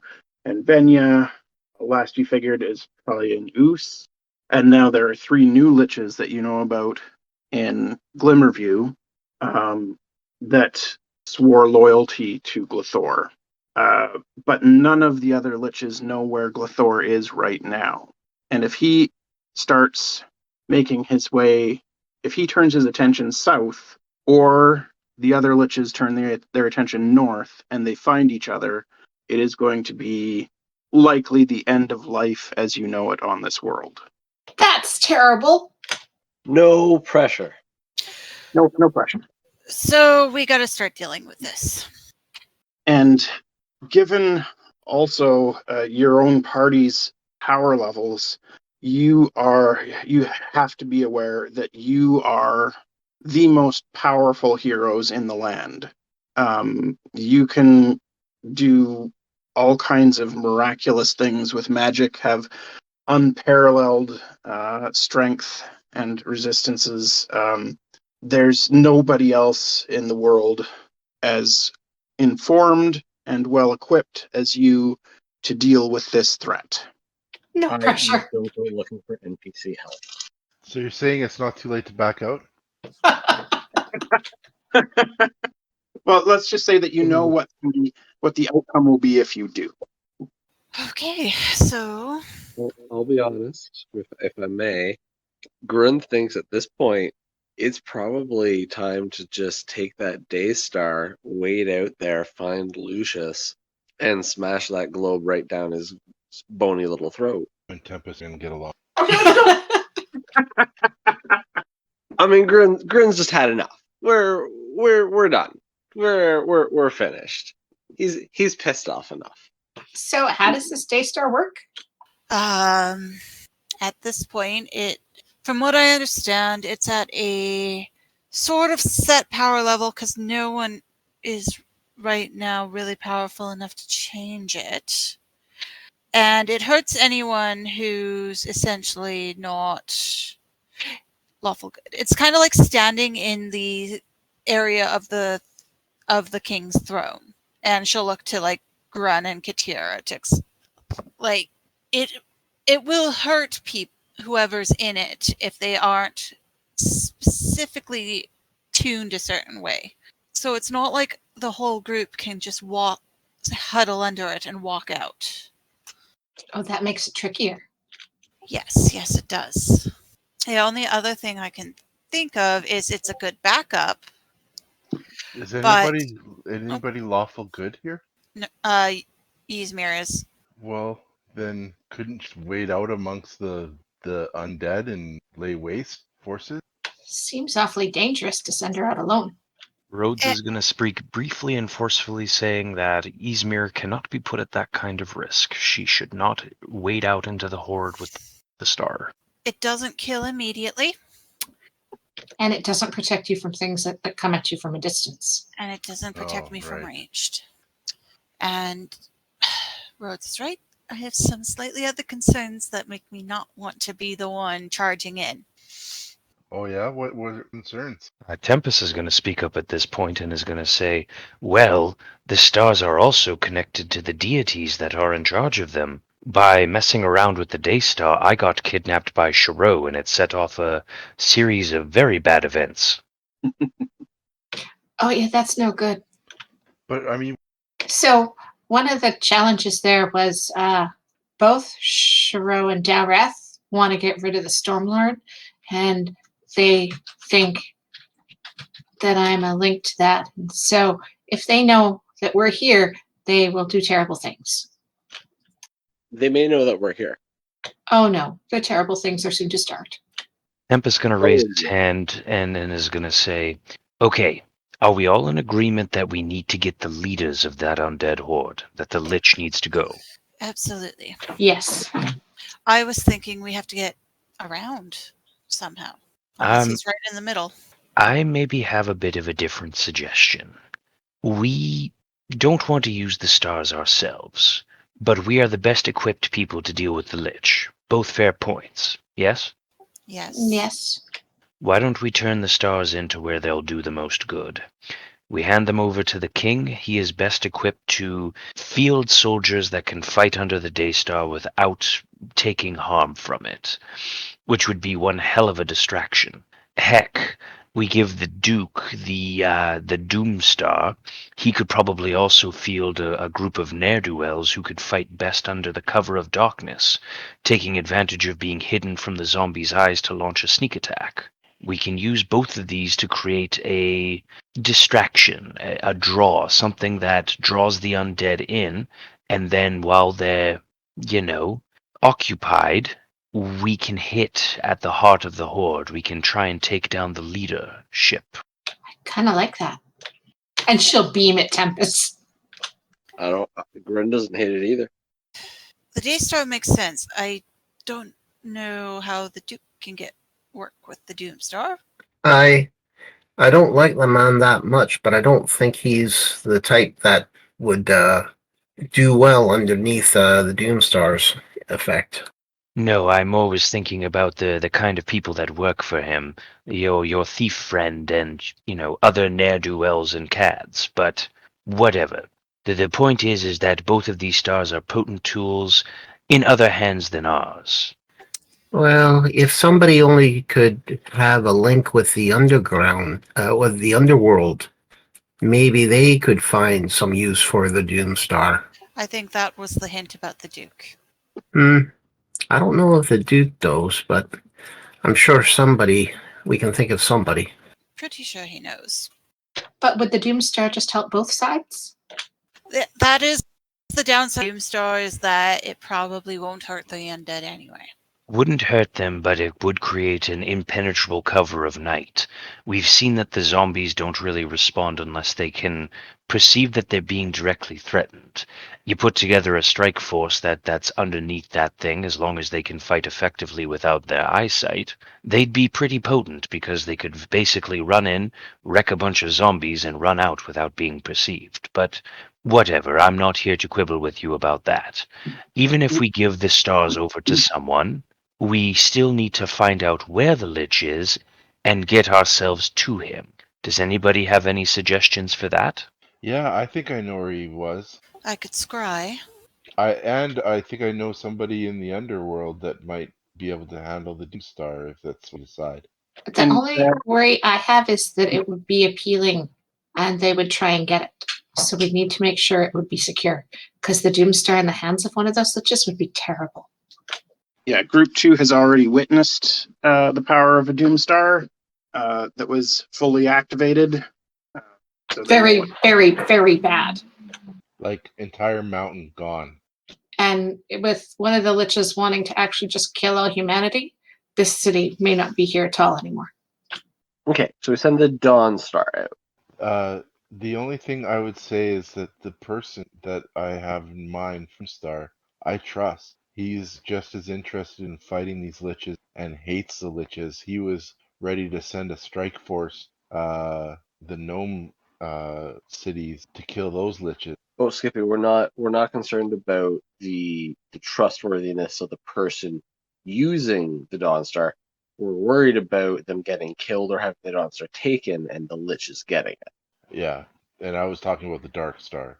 That's that's what we're talking about. Yeah. Oh, Doomstar. Yeah. Sorry, I said Dawn Star. Yeah. Okay. And you said you might know where he is. Skippy? Oh, sorry. Yeah. This morning when I was out getting the carriage, I saw the darkness fall, and then 5 minutes later it came back up, but it came from the south, beyond the city walls. And so He's definitely within. If he has to recast that every morning, then tomorrow morning we just wait for that 5-minute thing, and it's going to tell us exactly where he is.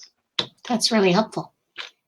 And if we can hit him before he gets that darkness up, then that would be a huge advantage to us. Okay, so Daystar going to King. He can make some kind of task force if he wants to.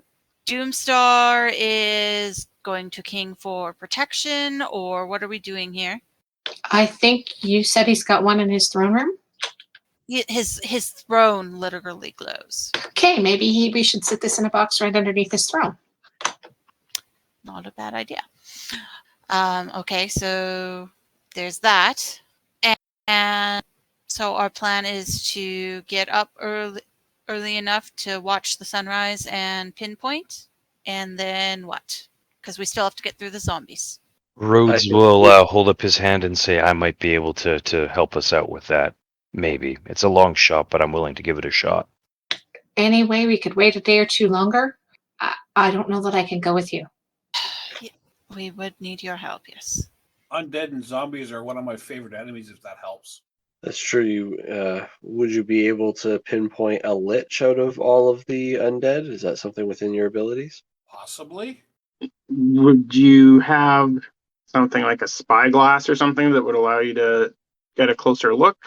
Oh, we absolutely have a spyglass, but we were wondering if there was maybe other abilities in case he's not like that obvious. Right. Well, scrying. Which I could do.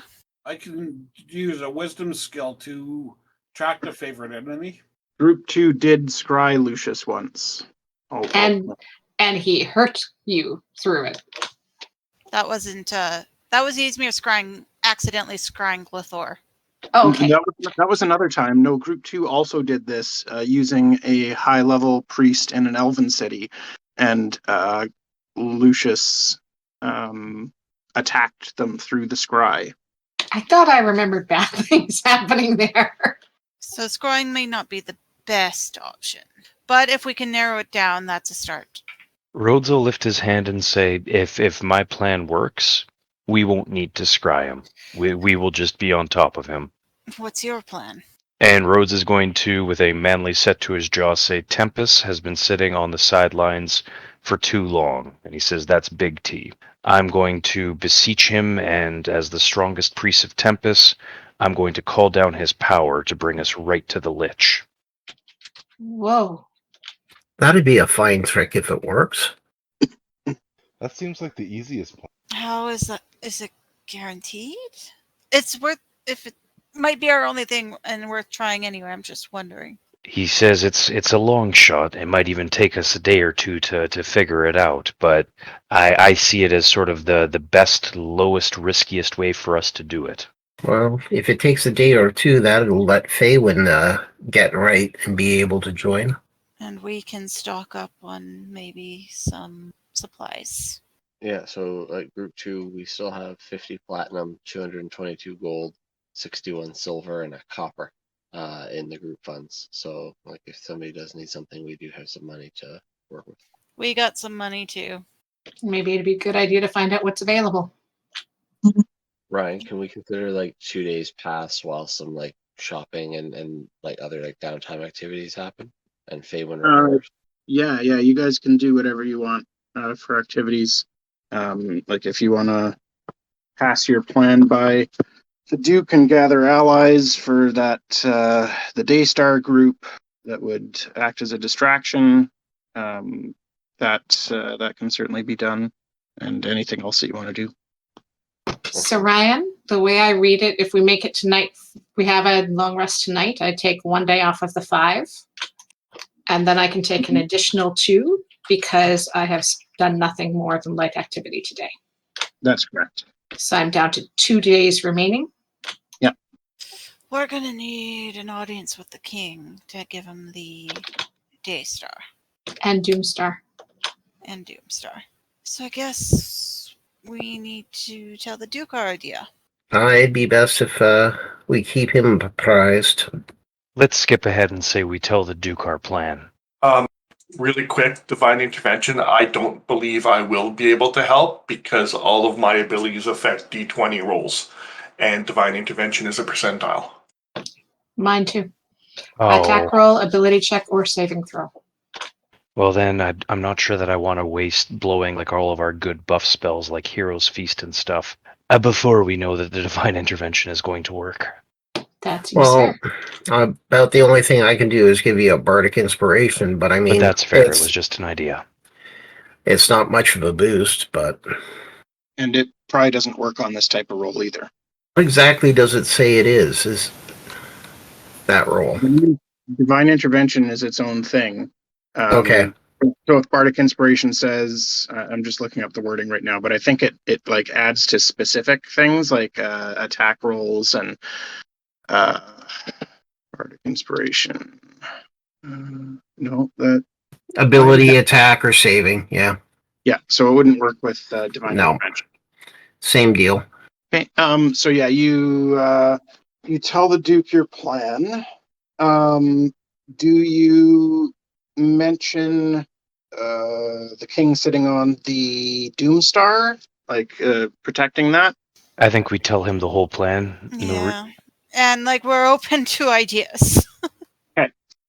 So his idea is if this day star is as powerful as you say it is, that it will draw the undead away. He's certain he knows some people who would volunteer to fight in that group. And he knows that the king's daughter would be the most likely to lead that assault force. Because she is a paladin in good standing and has been defending the walls since the beginning and organizing the defenses. So he's certain that you'd have no problem filling up an attack squad. To the point that he thinks it might be worthwhile talking to the king about removing the Daystar from the throne and having 2 assault groups out there. Because yours throws a 60-foot radius, and the king's is slightly larger and more powerful than the one you have. So having twice as many people out there or more acting as a distraction to pull away as many undead forces as possible sounds like a great idea to him. When you talk about but if you go that route, that would ruin the idea with hiding the Doomstar under a Daystar. But he also wonders if maybe there might be a use for the Doomstar to draw out some of the more powerful undead as well, if they would try to steal it. In other words, we hold on to the Doomstar, maybe. That would draw Lucius to us. It might, or it might draw some of his more more powerful undead fiends, because the undead do often have eyes in the sky looking down at the city with the 3 skeletal dragons. So if something like that were to pop up deep in the city, it might draw them away from the fight as well for long enough that you'd be able to get to Lucius without those dragon threats between you and him. As long as whoever's wielding the Doomstar gets the heck out of Dodge quickly. Yeah, that's why he's suggesting deep in the city. So it would take the dragons a while to get there, and they could recover it and try to hide it, just to draw them away. Because if they're scouring the city looking for this thing, then they're not. That's inviting the front them into the city, though. We could clear an area of the city so that there's no threat to life. It's my belief that the local thieves guild has underground networks and tunnels through the city where they'd be able to spirit something like this away, and those dragons wouldn't be able to find it. If they think they can find it, are they going to look for it? I don't know. It's just a thought. Either way, it would you'd likely be able to find some sort of roguish devil who would take it and hide it, even if you don't want to use it. But given the description of this thing that you've given me, I don't know if I'd trust the sort of roguish devil that would want it. And I know a guy, a roguish devil. I know one. Well, it's just another thought. He's trustworthy. He wants to destroy. What's his name? I'm not sure I can tell you. Then I can't trust him. Well, good thing. That's a democracy, so that's 1 vote no. Moving on. Did you say this is a democracy in front of the king? The Duke. Duke, sorry. Skippy, why do you trust this person? Just when you get a feeling that you can trust him, then that he's on the same side, he's on the up and up, he's been honorable, he hasn't tried to strong arm me into anything, he asked me politely for the information. I gave him the information. He, without even me having to prompt him, he offered, a favor in return, and that was for us to read his books. Somebody who shares books, that's got a good ring to them. Is there maybe a compromise to be had in this? If we get your friend to work with the men that are loyal to the Duke, is that a way that we could be happy about who has the custody of the Doomstar? Like if your friend is willing to promise that the Doomstar ends up in the Duke's custody afterwards, is that okay? And then the Duke's man Fennel is going to be there to guarantee it? Is that something we can agree on? No, we can't, because I can't speak for that guy. We've got a few days. Why don't you go ask? Okay. And he gets up, like right now? Well, maybe let's wait and see if there's any more to the plan. And then once you know all of it, that'd be a good time to ask. Okay. So regarding that, do you guys have any further ideas for the plan or any actions that you'd like to take? Like to see what's available in the city for magic items. I was gonna say we should work on getting a backup to Rhodes's divine intervention, because dropping out of nowhere on top of the Lich would be just the best thing ever, but there's only a 12% chance. So are we gonna wait for 8 days for that chance to take, and everybody's gonna go home and wait for us to do our business, or do we want to have a backup plan because once we're in it, we're in it? So once Faewyn is feeling better, I can. Oh, it's only within 500 feet. Never mind. How big was the radius of that pearl you mentioned? 10 miles. Okay. Yeah, it's a problem. Now, I know we don't know how wide he's. Is he? We don't know if he's centering it on the city yet. I think from my reading, it's probably centered on the pearl. Well, yes, but I mean, we don't know if he's only 5 miles away, 500 meters away, or we're right on the edge of the 10 miles. True. So let me know when we've had our sleep for this, Ryan, because I'm not sure on timing anymore. Yeah, you haven't had this vision yet. Okay. You start one more long rest. Thank you. Okay. Well, Skippy, since I know you're taking some actions right now, you return to the Thieves Guild once more, and Narder Wake invites you into his office again and says, "We meet again. What can I do for you, Ender?" Sir, do you know what a Doomstar is? No. I don't really totally understand what a Doomstar is. Let's just say it is a kind of a ball that has a huge amount of magical power in it. We saw one of these things fully executed in down south, and it took out an entire mountain. That sounds terrible. What if I told you we have one? I would hope that you're not the types that would blow up an entire city. Well, not on purpose. Skippy! We need to use it as bait because the Lich that's outside the walls is looking. And if we're going to confront him, we have to use it as bait. And then we need to get it out of sight so that nobody can find it. I'm sure I have some people who could do that. But people that I work with want guarantees that we can get it back after. Or And I'm sure you told them that guarantees are difficult to come by when working with thieves. I did. This is a magical item which, in the wrong hands, will decimate the entire world, not just a mountain. Which wouldn't be good for any living thief.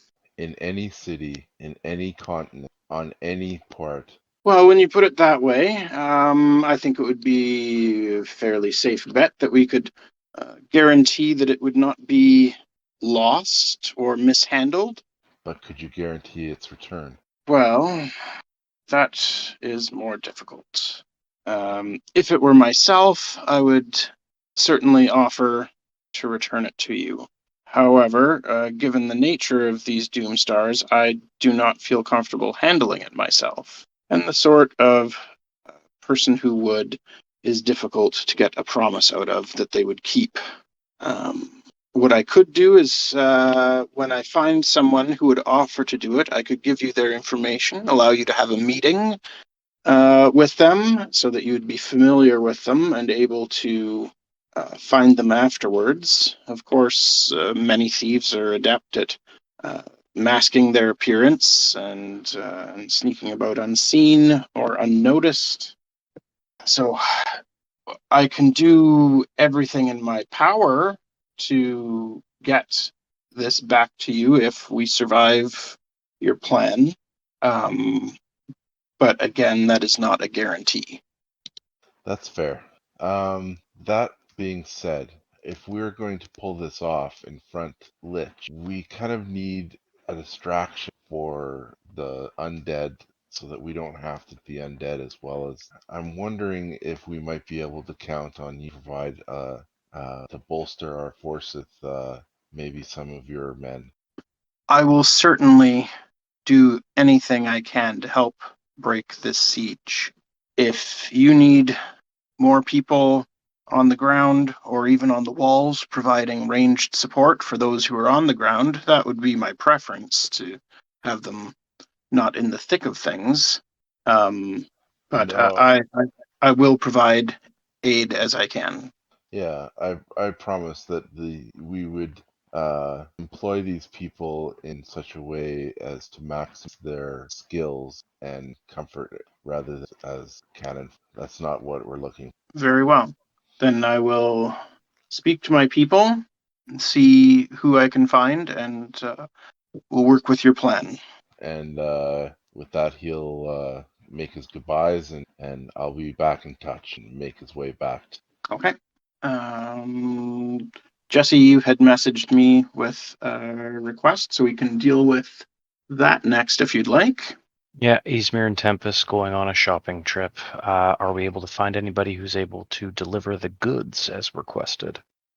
There are some very talented smiths in the city, and they all refer you to the same person in the arcane kind of district. And he thinks it can be done, but it will take a great deal of time and effort. And he's not sure it would be ready in time for the attack. Well, Ysmyr, it's your sword. What do you say? We never got to Ysmyr actually getting the sword back. So when she got it back, did she feel anything from it? No, you don't feel anything from it. What you would notice is that there is now an extra rune on it. Huh. But the magic in it isn't resonating in you in any way. Okay. You know what? Let's do it. I don't know why they broke it, but we might as well put it back together. So yeah, she is willing to hand it over to get it fixed. Okay. And did you guys tell the rest of the party at all about this plan to get the sword reforged? Ysmyr, her sword. Depends on how she was giving it back. Was it just handed to her? Yeah, Yaereene would have just given it to you. It's yours. Okay. Did you guys know she has it? Yeah, she probably would have mentioned looking into maybe getting it put back together. Do we know how it got broken? No. It was simply broken in the room with Lysanthier. And he mentioned that the wizards had the power to break it. And he didn't try and use that to kill himself. No, because it wasn't in the circle that he was in. Okay. The shards were outside of the circle. Upon catching wind of a broken sword, and you're going to an armor or weaponsmith to see if you can get it fixed, Lignyck will offer. I can maybe help you, or I can help them. I can maybe help speed it up a little bit. I'm pretty good with tools. That's fantastic, and I'm sorry we didn't think of you, Mike. Ysmyr, Oh, I couldn't do that. Ysmyr, Ysmyr would have known. So, Do you know why they would have wanted to break it? I don't. I don't even know why they needed it back in the first place, but it wanted to go home. And that whole prophecy thing. Does it still feel like your sword right now? No. It used to So answer back. maybe they tried to break it so it would stop talking to you. Well, that's why we gotta fix it. Anybody have any ideas on what they wanted, why they wanted to know about the Fae? Are they worried about interference? Well, you guys didn't actually talk to those mages, so you have no way of knowing what they were looking for.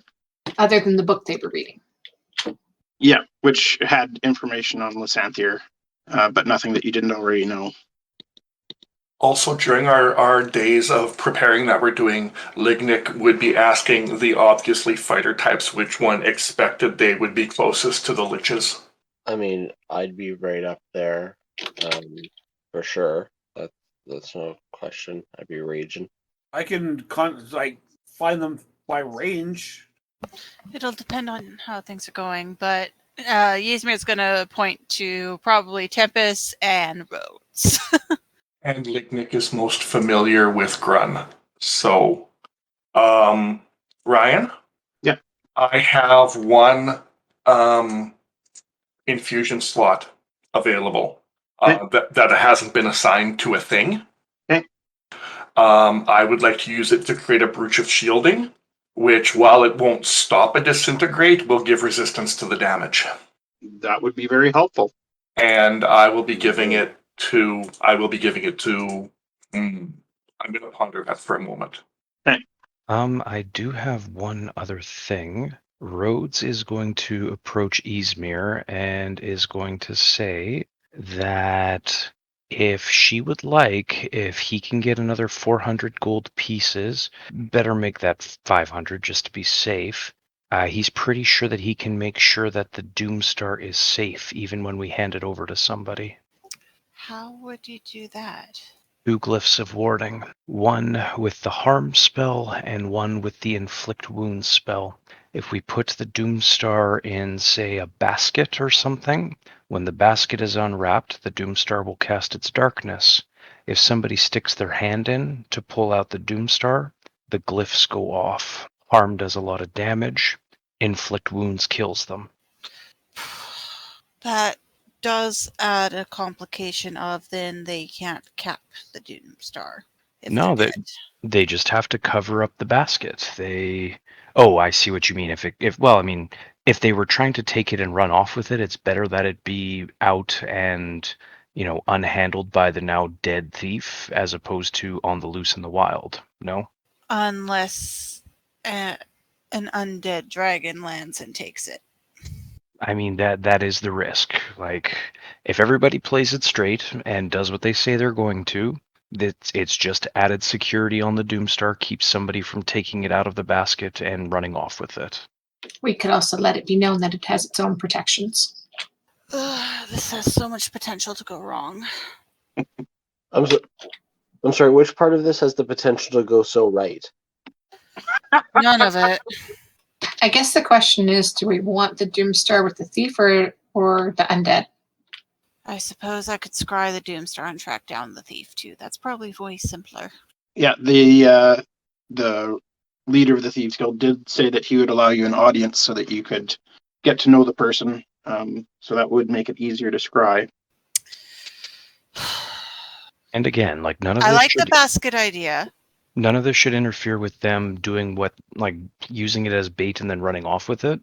It's only if they try to take it out of the basket and do wrong with it that the glyphs will go off. Let's do the harm, not the inflict wounds, as a warning. They will be warned. Also means if undead reaches in, they'll get hurt too. The thing is, though, is that harm can't drop somebody yeah. below 0. So that's why it needs the inflict wounds Gotcha. to, Okay, let's do it, and we can let whoever it is know that they shouldn't reach in because it's warded to kill an undead if it reaches in. So Okay. yes, will you provide me with 500 gold, please? Here you go. And Ryan, is it possible to find out if there are magic items available in the city? Right. I had been opening up another window to look at that. Check your healing potions. I'll guarantee there aren't healing potions, but this is more looking at other magic items that have been basically anything that's useful in the city's defense is already employed by warriors on the wall. So you would be asking the city's defenders to give up their magic items so that you could use them. That feels more awkward. Yep. It's fine. I was just meaning like people check what you have. Yep. Well, I do have my longsword of wounding if you want to use that. I mean, I don't see myself being up close in this. Or if I do end up being up close, I don't expect to be that to be any help. Sorry, I don't know what you mean with your sword. Like my longsword of wounding. It's magic. Who are you offering it to? Anyone who wants it. You'd have to attune to it. And in group 2, we've got the elixir of health. We have a potion of superior healing. We do have one healer's kit. It's got 9 uses left. We've got the Frostbrand longsword, if somebody wants another longsword. We do have, I don't know if Rhodes can use it, but we have some diamonds of varying values. We also have oil flasks, acid flasks, alchemist fire flasks, and holy water flasks. So there's that. And a potion of heroism. Ooh, who do we most need their mind not to be read? Probably Faewyn. She knows the most things. The king. Get it for the king. And a staff of swarming insects, if somebody would like to use that. I'm not currently using that. Actually, yeah, can we just... Is anybody objective to just buying the Ring of Mind Shielding and giving it to the king? That's a good idea. Ryan, how much is the Mind Shielding ring? You can look on the Sane Magical Items. I'll find my bookmark for that. I also have a +2 longsword if anyone needs, because I can use my other longsword and my staff of frost instead. While all of this is going on, Lignyck will actually walk up to Rhodes and say, "Excuse me? It seems to me, you are, a healer, and the one who can do damage to the undead because you're a cleric. So, it seems to me it makes most sense to give this to you." and hands over the brooch of shielding. He thanks you graciously, and I will put that on the sheet. If you could make a note on it that it is an infusion, there may come a time that I may reassign the infusion slot and that it may be lost to them in a panic emergency. I will do so. Does he have to... do I have to make any special... does it take up an attunement slot or anything? It does. Good to know. Thank you. 16,000 for a Ring of Mind Shielding. And you're going to be adding 20% to the cost of anything that you find. Yeah, so never mind. Technically, we can afford it, but that's still a lot. I'm also still generating random shops with stuff that you can buy too. So you haven't seen everything that's available yet. Oh no, it just would have been a great idea. King. Yeah. But we could definitely let the king know that might solve his problems. It's true. Hey, Your Majesty, hoist that ring. Well, we could suggest he buy it rather than just take it. It's totally up to him to dictate what his leadership style is. The +3 studded armor is interesting. I already got the adamantium armor. Faewyn swoons over the scrolls. All of them. Locate creature. Might be handy. I was just thinking the same thing. Gauntlets of ogre power. I got mine. I'm good. Ryan. Is that meant to be there? I give you one chance. Is that meant to be there? Let's say I added it manually. Group 2, there's a purchase that Grun would very, very much like to make right now. Okay, Those gauntlets there?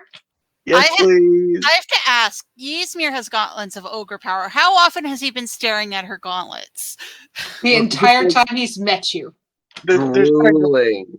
There's probably no way that he would have known that they were gauntlets of ogre power if like he just saw them. But like this shopkeeper is saying, or not shopkeeper, but one of the people on the wall is saying that they've got these gauntlets of ogre power. Yes, please. I'm looking at. And I can't remember. I know you want them, but what did they give you again?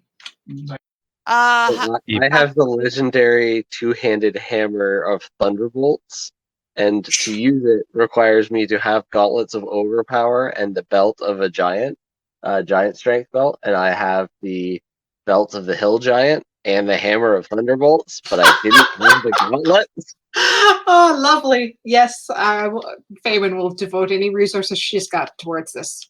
So yeah, now he becomes Grun, the god of thunder. Kind of goes well with Tempus' theory. You know, it's about time that we had a little bit more flashy god on our side, right? 8,000 Grun. Do we have it? Oh, plus 20%, so 9,600.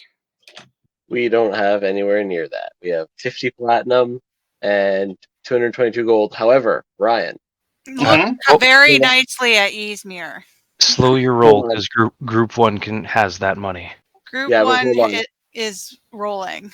Because hold on, because before we do that, Tempus, does Chen have use of diamonds in a 100 or 500 gem value? 500 returns people from the dead, so we want to keep those. Because we had nobody in group 2 who can currently use those, so I was going to say if we want to give the 500 to Chen for now, so he has an extra option to do that, that might be a good idea. Because like otherwise we can't use it. Yeah, I say we just hand it over. I've been buying a bunch of diamond dust for various spells and stuff, but I don't know what. I'm gonna quickly go back to the original sheet and take a look. Raised Dead is the 500 gold one. And Ryan, we're gonna sell the two $5,000 gems that we've been holding on to because reasons. Okay, that's fine. Also, do we get that value? I guess we're buying a 4th level spell scroll of locate creature. Okay. Ysmyr, do we have enough for me to look at that armor? Give me 1 second. Okay.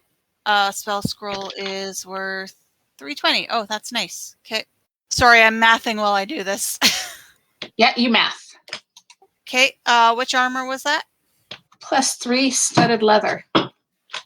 And then the question would probably be me, Skippy, or Evad. It's 24,000. Okay, well, no. 24,000? I have +2 already. Okay, yes, it's 24,000. Yes, technically we can afford that. So if you want it. Okay, also, I now have a great sort of life stealing, and if anybody wants it, I have dragon scale mail. It's blue dragon scale mail. If somebody wants that too. What does that do? So it is when you're wearing this armor, you have a +1 AC. You have advantage on saving throws against the frightful presence and breath weapons of dragons, and you have resistance to lightning damage. Additionally, you can focus your senses as an action to magically discern this direction and distance to the nearest blue dragon within 30 miles of you. I can't attune to any more items other than the ones I need to use the hammer, so this is up for grabs for somebody. Gotcha. Your other weapon sounds really good. I'm thinking if I use that, I lose my sneakiness, which Yaereene is pretty good at. Oh no, great sort of life stealing. If you attack a creature with this magic weapon and you roll a 20, the target takes an extra 10 necrotic damage, and then you gain 10 temporary hit points. It only doesn't do that if it's a construct or an undead. Otherwise, if nobody wants these things, we'll just try to sell them. Also, that scroll of locate creature isn't going to be overly useful. It has a range of 1,000 feet. Hey, if you want to give me that +3 leather, I got +2 leather we can sell. Yeah, and I'm just currently wearing armor of force resistance, but I'm not attuned to it. So it's just studded leather for me at the moment. Plus, I have armor of fire resistance we can sell if needed. Force resistance might be handy since that's the type of damage disintegrate does. I would recommend That's true. force damage resistance for Do sure. I have to make a shopping sheet like I did last time to make this easier? Yeah, I think you do. Okay, so we are going to be spending some time shopping. Is the Duke going to convey our plans to the princess and to the king, or is that something that we have to do? I missed that. Could you repeat that, please? Sorry, I was asking Ryan, is the Duke going to convey our plans for the stars to the king and the princess, or is that something that our group has to do? Shoot, I was muted and didn't realize it. The Duke can certainly do that on your behalf. If you'd like. If you want to do that in game, we can also do it that way. The Duke was just thinking that if you guys are suspects in a diplomatic fiasco, it might be easiest if he approaches the king with this. That's fine. Plan pour moi. All good. Okay, and I'm revamping the shopping list I made last time so that everyone can go through and pick their things so that it makes it easier to distribute. Because everyone just saying it is very hard to keep up with. Okay, and we still need a backup plan for if, in the very likely chance that the divine intervention fails, how are we going to get past the Sea of Undead over to Lucius, depending on where he is? Do we have some means of flying there? Do we have some means of, like, transporting the party or taking some other steps? What do people have in their back pockets? Lignyck, do you want to build us a mecha? I imagine the time constraints on that would be against us. Faewyn can, if we can get close enough, but that's 500 feet. I can plop us in, but then I can't get us out. Well, I have Dimension Door as well, so if we want to make it 4, we could do that. Well, that's I can get the whole group of us there with Arcane Gate. Ah, well, I could get 2 of us back out again. Which is handy. We'd have to be in 500 feet, so that also means trying to find Lucius potentially before the divine intervention, or we just have to communicate with everybody that there might be a couple of false starts if we are going to hold on until the divine intervention works. Yep.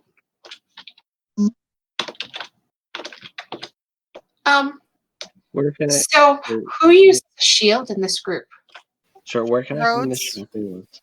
Rhodes uses shields, but he's got a pretty good one at the moment. There's a spell guard shield to give you advantage on saving throws against spells and other magical effects, and spell attacks have disadvantage against you. Just throwing it out there for the shield users. How much would it cost? Can we afford it?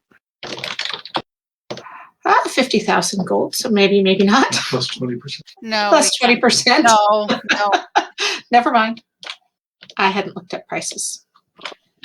Tossing it out there, we could buy that scroll of polymorph. And Ysmyr, is polymorph one of your spells as well? Yes, she does. I think she does have it. So if you cast polymorph... No, it's not. Sorry. Oh, you never took it? Okay. No, I took something else. But that spell could be used to transport some people if excuse me, what Faewyn, if Faewyn uses it to, turn somebody into like a giant owl or something, then they could potentially carry 2 other people. That, depending on who it is, Ysmyr could fly and carry someone.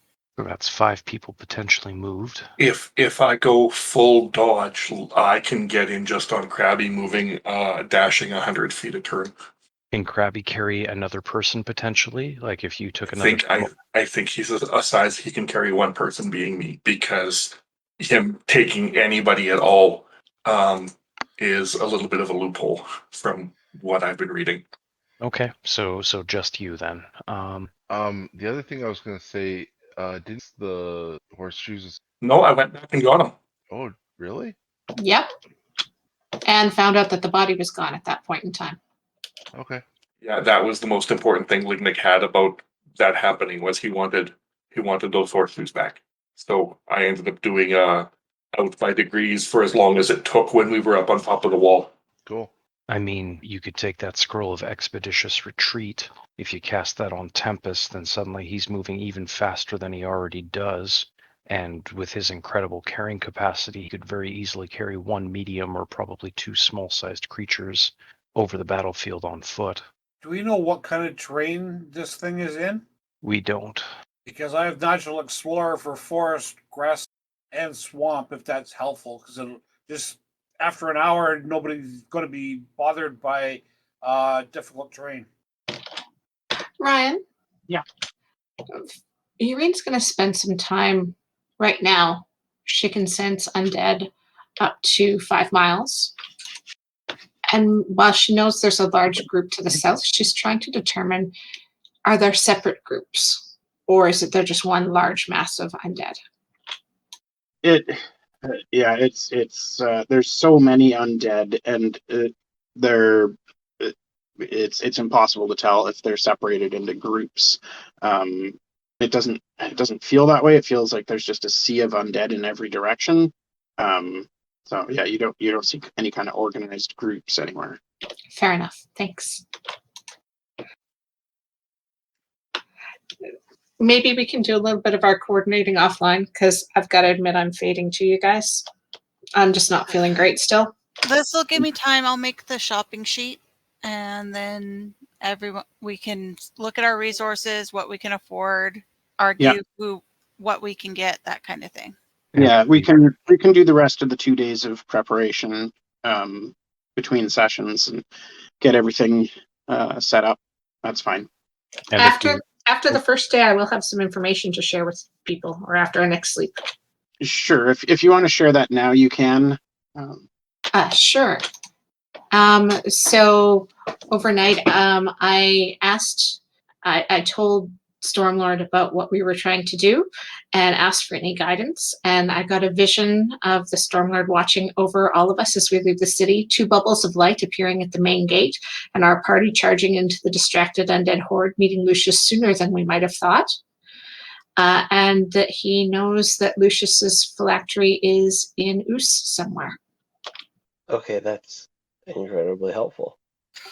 Very, very interesting. Thank you, Stormlord. Thank you, Yaereene. You're welcome. That's good to know. So, Ryan, how many more rolls would you like after my 231s?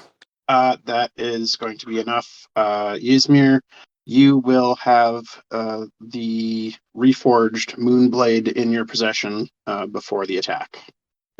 The new rune that I rolled for on it is that it now functions as a Vorpal sword. Really? Oh, damn. Plus everything else it did. Diggity. Does it talk to her again? That is something she'll really want to find out. Yes. Glad I could help. The sword is happy to see you again and considers you as its rightful owner.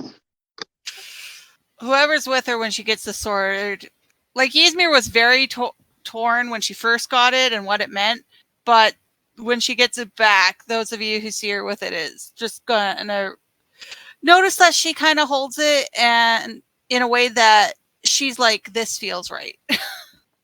It suits you well.